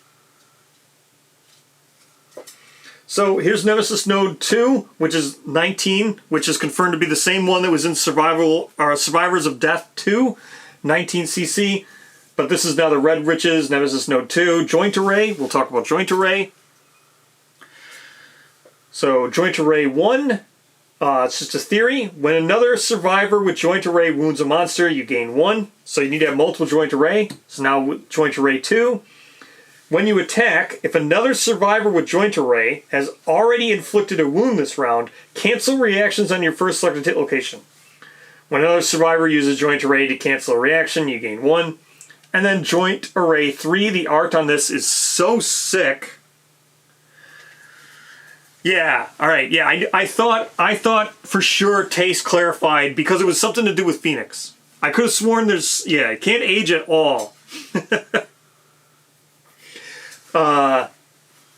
Joint Array 3, this art is so sick. I love this art. That's Kingsman bleeding acid because of the green screen. That's green acid. But so sick. I love this art. At the start of the survivor's turn, choose one effect to apply until the end of the round. So, when you attack, if no other survivor has inflicted a wound this round, gain +4 strength until the end of the attack. Or, you can choose, when you attack, if another survivor with joint array has already inflicted a wound this round, cancel reactions on your first selected hit location.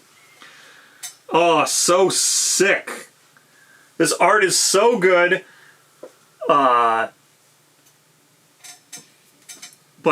you can like see that they're like backstabbing. Yeah, they're like backstabbing. See the second one back here?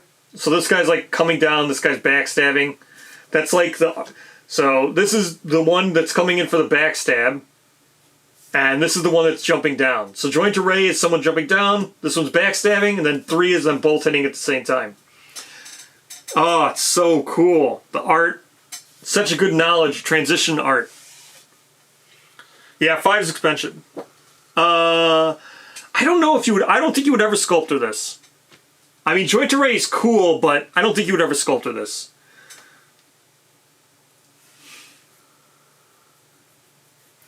Yeah, I don't think you'd ever sculptor it, but joint array is definitely cool. So there's joint array. I think, again, what a rough... the survival of the fittest, or not survival of the fittest, the survivors of death 2 knowledge. What a rough time to come out, because I think I would rather use joint array. I don't know if I would use joint array every time, but I think joint array is better than just avoiding a brain trauma. Or not, what was it? It's not avoiding a brain trauma. It's taking a specific brain trauma. What's the specific brain trauma? The 10, clarity, right? Clarity of no. Yeah, clarity? Whatever it is. Whatever the survivors of death knowledge is that gives you clarity. I think joint array is better than that.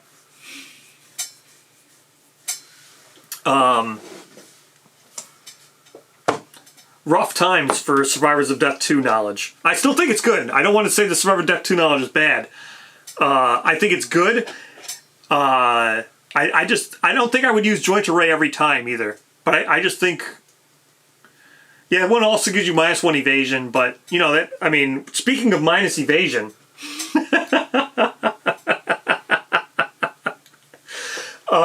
Deprivation suit. This is cursed. -10 evasion. Do not gain bleeding tokens from red cloak. When you are knocked down, roll 1d10. On a 3+, you bounce back up and stand. I don't know. I didn't play... Califax, did you play that weird... weird survivor one? The weird bouncing up survivor with the cigar? Did you play that at Gen Con? At a Red Witch? One of the Red Witch gears with this deprivation suit was so sick. We have new Speaker Colt Knife. Has Colt tag. While insane and not wearing armor or accessories, gain +2 evasion and +2 strength while attacking with this. New Colt. Worn Brawling Bow. Irreplaceable. Unique. Range 2. This is melee bow Qatar. 2 speed, 6 accuracy, 11 strength. Then 3 puzzles. When you wound with this, if this is the first time the monster has been wounded with this round, inflict an additional wound. So this was the... Oh, you played the bleeding one. All right. There was a sick grid at Gen Con that used that, which was so cool. So, this one. This was probably the... Yes, it's while attacking now. Before it wasn't worded like that. It's a... Spear Colt Knife got a nerf.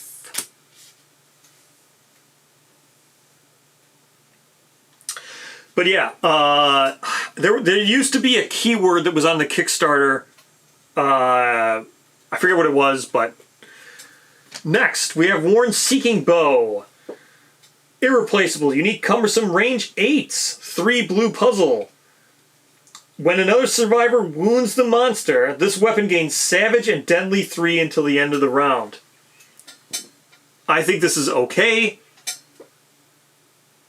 Yes, you still get it from storytelling, but you get the new version. The new version is the new version.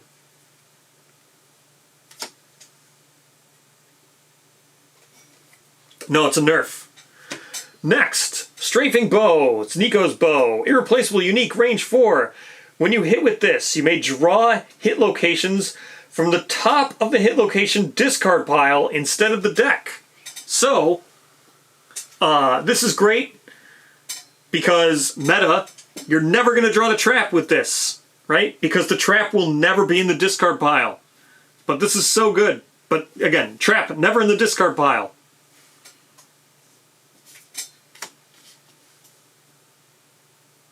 These are the Red Witch bows, correct.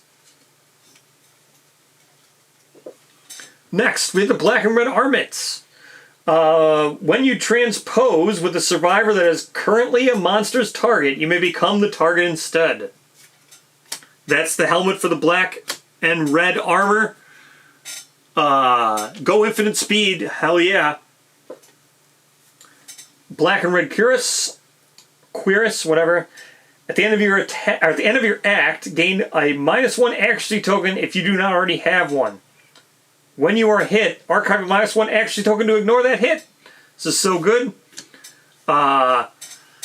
So I think the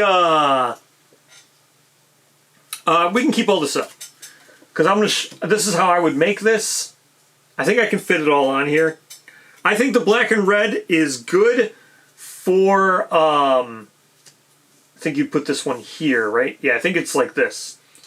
So the black and red gauntlets. After you transpose, your attacks gain +2 speed and ignore cumbersome until the end of the round.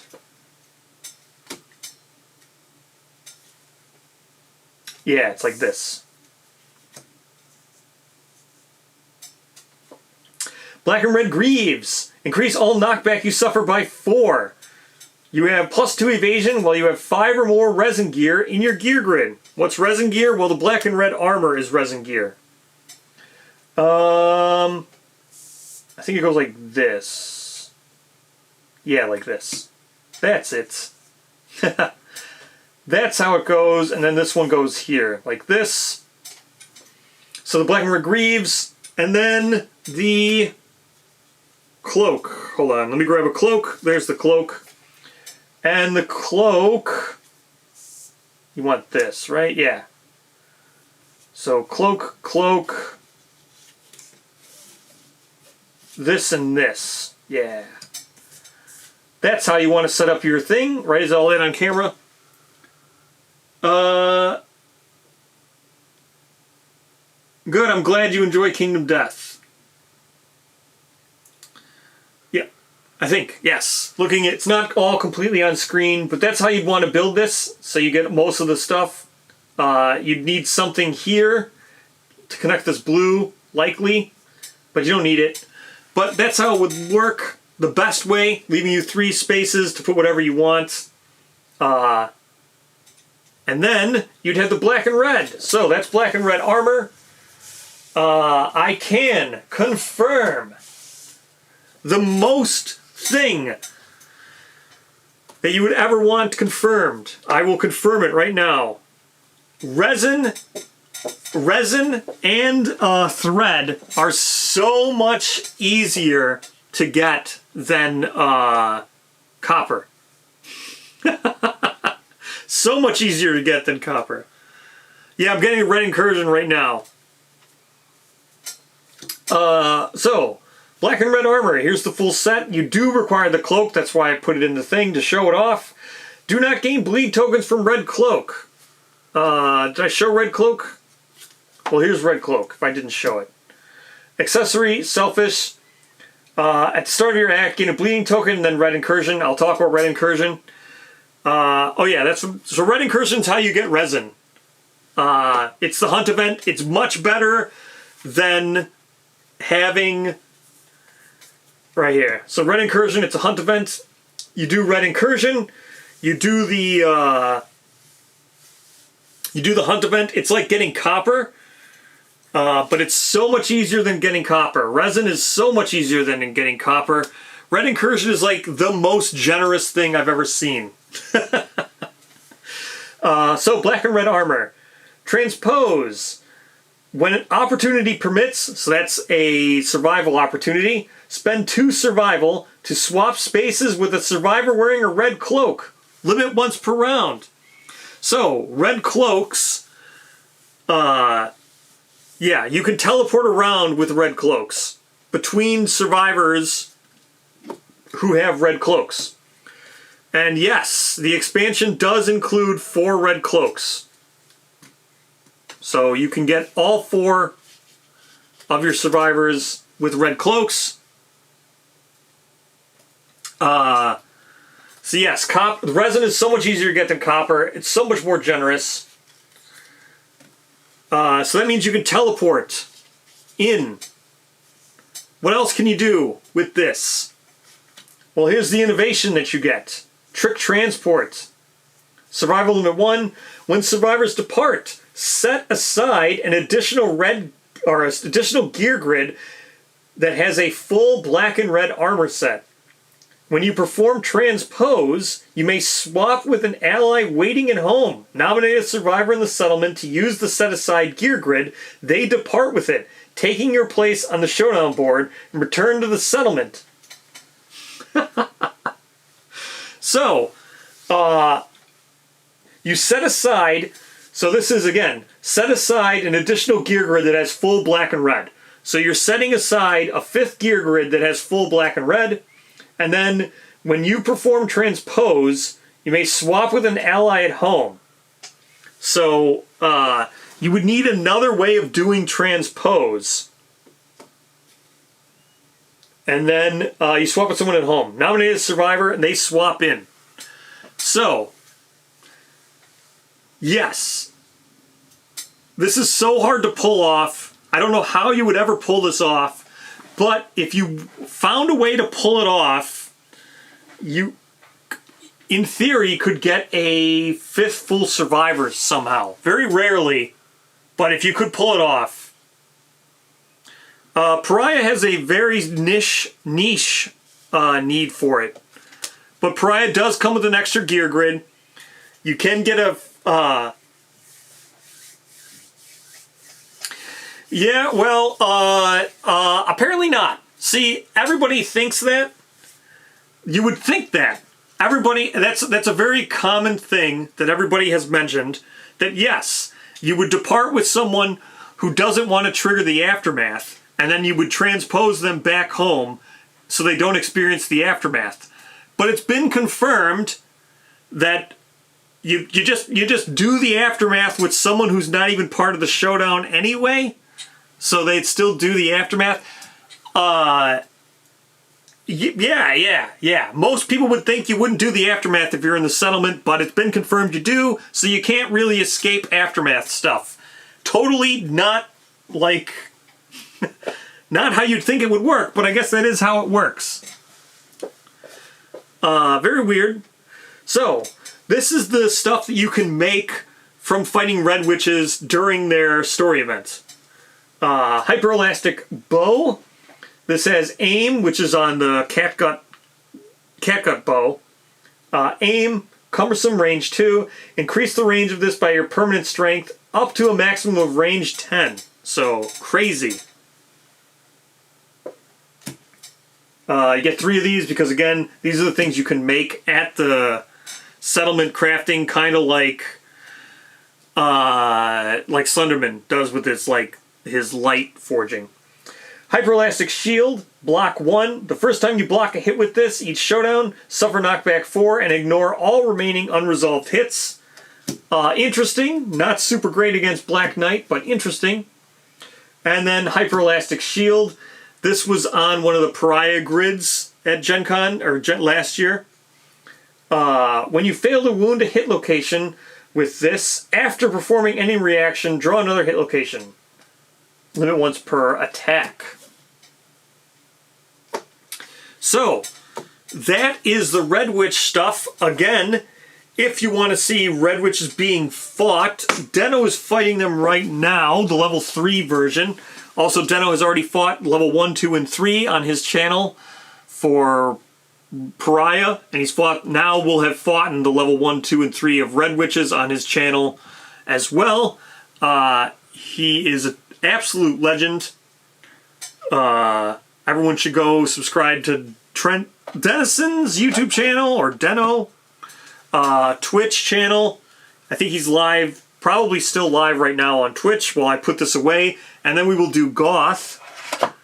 And then I'm going to get everything set up for starting streaming maybe Friday, or not, Sunday I mean, because today's Friday. I meant Sunday. Put all this away. That is the end of Red Witches. Put this back.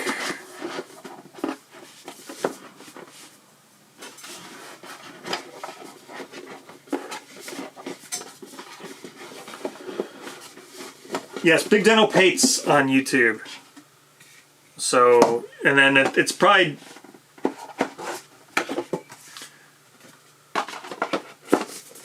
So these things are not super easy to put away.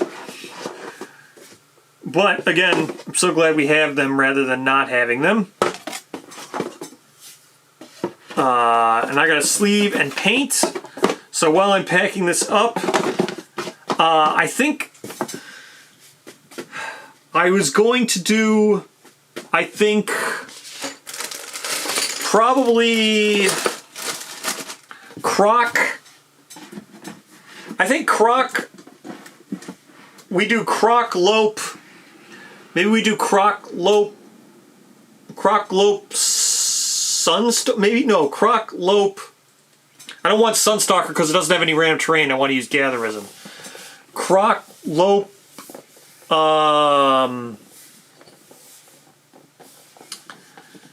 Dragon King, because when you're interacting with terrain, you can get a lot of iron from Dragon King, and with Gatherism, you'd have a ton of stuff to interact with that terrain.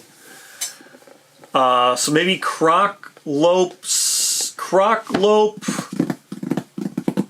Dragon King, Crop Lope, Dragon King, and then maybe to top it, Pariah, Red Witches, Black Knight, and Lantern. Probably just do Lantern. Yeah, I think. Well, Phoenix also, I mean, Phoenix is cool because it has the tree, but I kind of want to get the most out of Gatherism, right? So Gatherism for the terrain from King, right? I'm thinking. Now I can't remember if Gatherism was limited to just plant terrain.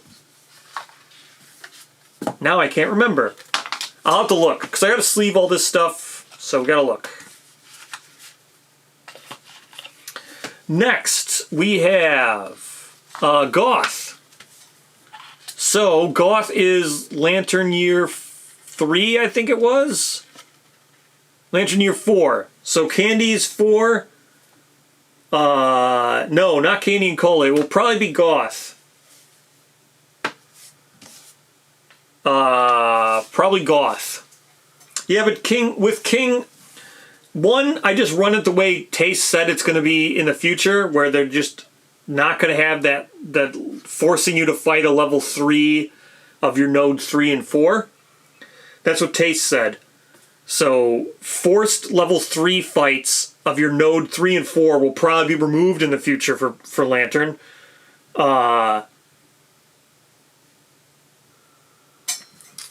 So I'm thinking I'll just run it like that if I run Lantern, or I'll just push back Lantern and not care because Watcher doesn't really matter against Ark survivors. Alright, let's talk Goth. So, Goth's amazing. I know, talked about this on one of the streams, but here's her knowledge. So you have Adrenaline. At the start of your act, you may gain movement that must be used to move. Limit once per showdown. And you can see it's like blue down here, which is the normal thing. Next, Adrenaline 2. +1 systemic pressure. At the start of your act, you may gain a movement. Must be used to move. Gain an action. Must be used to activate a weapon. Limit once per showdown, per option. And then this is yellow. Look at all these boxes. But this follows the same color coding as Zombicide, so I absolutely love it. Adrenaline 3, 2 systemic pressure. At the start of your act, you may gain movement to be used to move. Gain action must be activated to activate a weapon. Gain both. Limit once per round, per option. Like, look at all those things. Red Witch is 3 down. Deno, you are insane.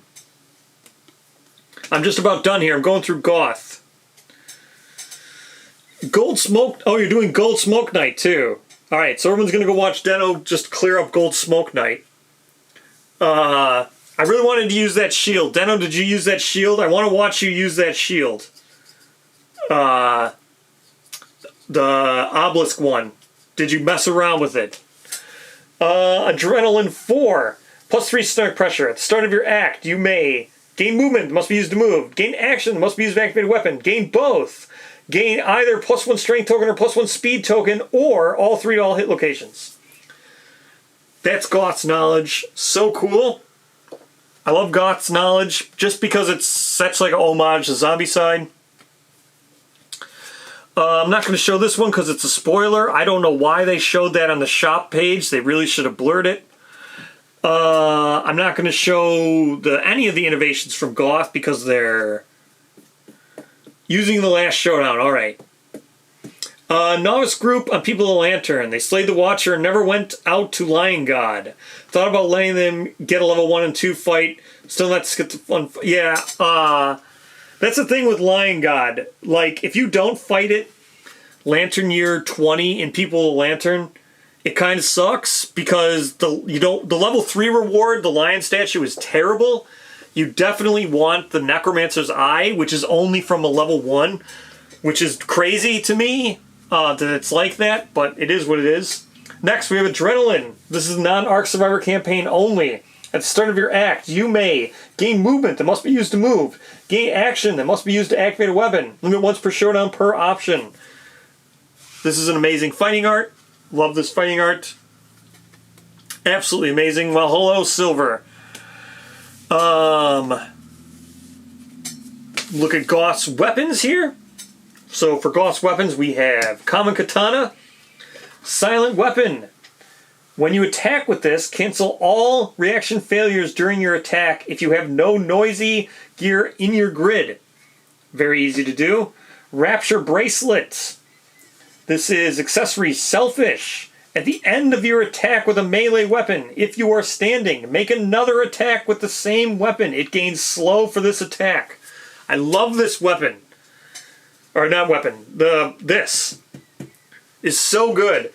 This is something that everyone has been asking for forever.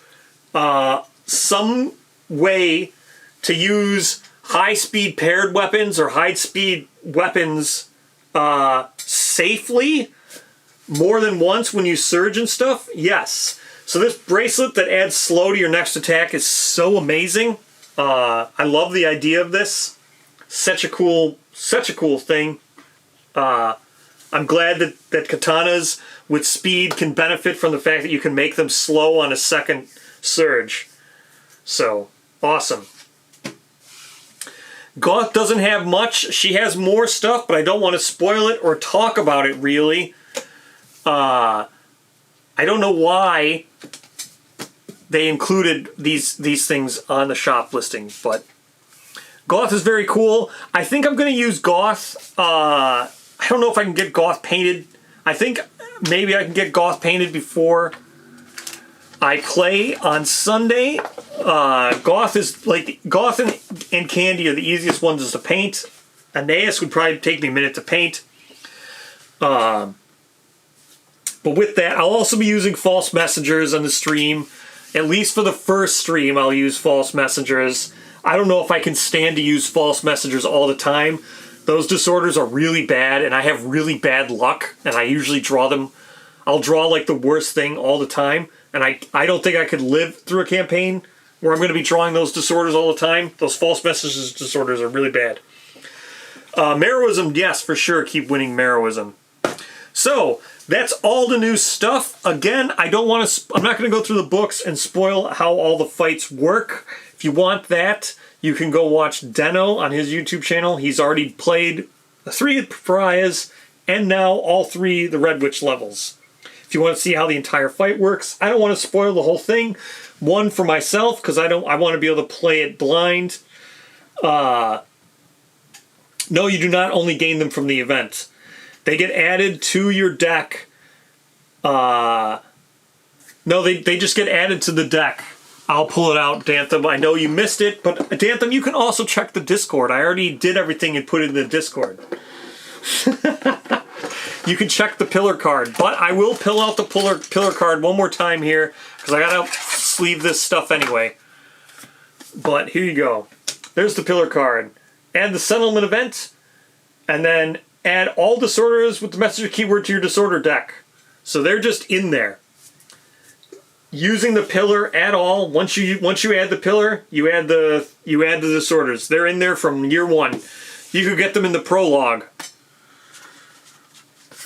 So I will be using false. I don't need to box this one back up. Like I said, I'm going to start sleeving all this stuff. Yes, they're only added to the deck if you're using the pillar. But you don't only get them from the event. That is what I was clearing up. Unlike IRs from Aeneas, that is correct. Those IRs are in the deck forever.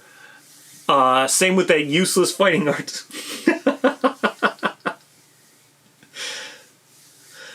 Yeah, I think False Messengers would be really fun. I'm excited to use them. I don't know if False Messengers... I think False Messengers is a good example of a pillar because pillars should probably be something you don't want to use all the time. Whereas like something like Skrell, you do want to use that all the time. Something like Snow, I've gone back and forth on whether or not Snow should be a pillar. I think Snow should have been either a pillar or filtered better because the Snow innovation you can get bricked in... Literally, it will brick itself in other settlements that you can't get saviors. So, it's just a dead draw. But, this question, you notice new Survivors of Death and Down will also have Fade. I do not know what's up with Fade. Fade is not on the shop to pre-order. So, what that makes me think... is Percival's up on the shop to pre-order, but Fade was probably just a release. So what that makes me think is since you can't pre-order Pillar Fade, I think Pillar Fade will be up on the shop this month. Next week or whatever. Maybe. I don't know for sure. I do know that the Pillar Percival, False Messengers, and Pillar Fade should be in card packs eventually. Maybe the next one. Doubt it. It's unlikely that they're in the next one, but it's very likely they're in the third. So card pack 2, it's unlikely. Card pack 3, it's highly likely they're in there. I don't think Fade changed enough to warrant me getting Fade. Because I already have Fade, and it doesn't look like her gear or her sword didn't change. The newborn and the gear didn't change, and I'm happy changing the numbers on the hunt event to say one. It should say must. So going for the newborn's a must now. I'll just write that on my card since I know I'm going to get a new card in the card pack. So, but if you don't own Fade, I still think Fade and Percival are very cool if you don't own them. If you do own them, I would highly wait for the card pack. It kind of sucks that they're not going to be in the next card pack. It kind of sucks. Nothing will be Gen Con exclusive besides the event stuff. They are not Gen Con exclusive. The Pillar card, it just says, what is it? When you gain storytelling, you add the hunt. I can remember that. Or I can just make up a Pillar card until I get the other one. So, yeah, the Pillar card. Pillar card's neat, but I can just remember when you innovate storytelling, add Fade. So, or just write that on a milestone for all my campaigns going forward that I feel like using it. All right, thank you so much for watching. Everybody, go watch Deno fight Gold Smoke Knight. Watch him use the new shield from King. That should be hilarious. I think Deno is going to just abuse that shield and be absolutely insane with the stuff, the trickery that you can pull off with with transpose and that shield. I think is going to be ludicrous, and I can't wait to watch Deno fight Gold Smoke Knight. So I'll be watching Deno on Twitch, hopefully, when he starts. So everybody go watch that.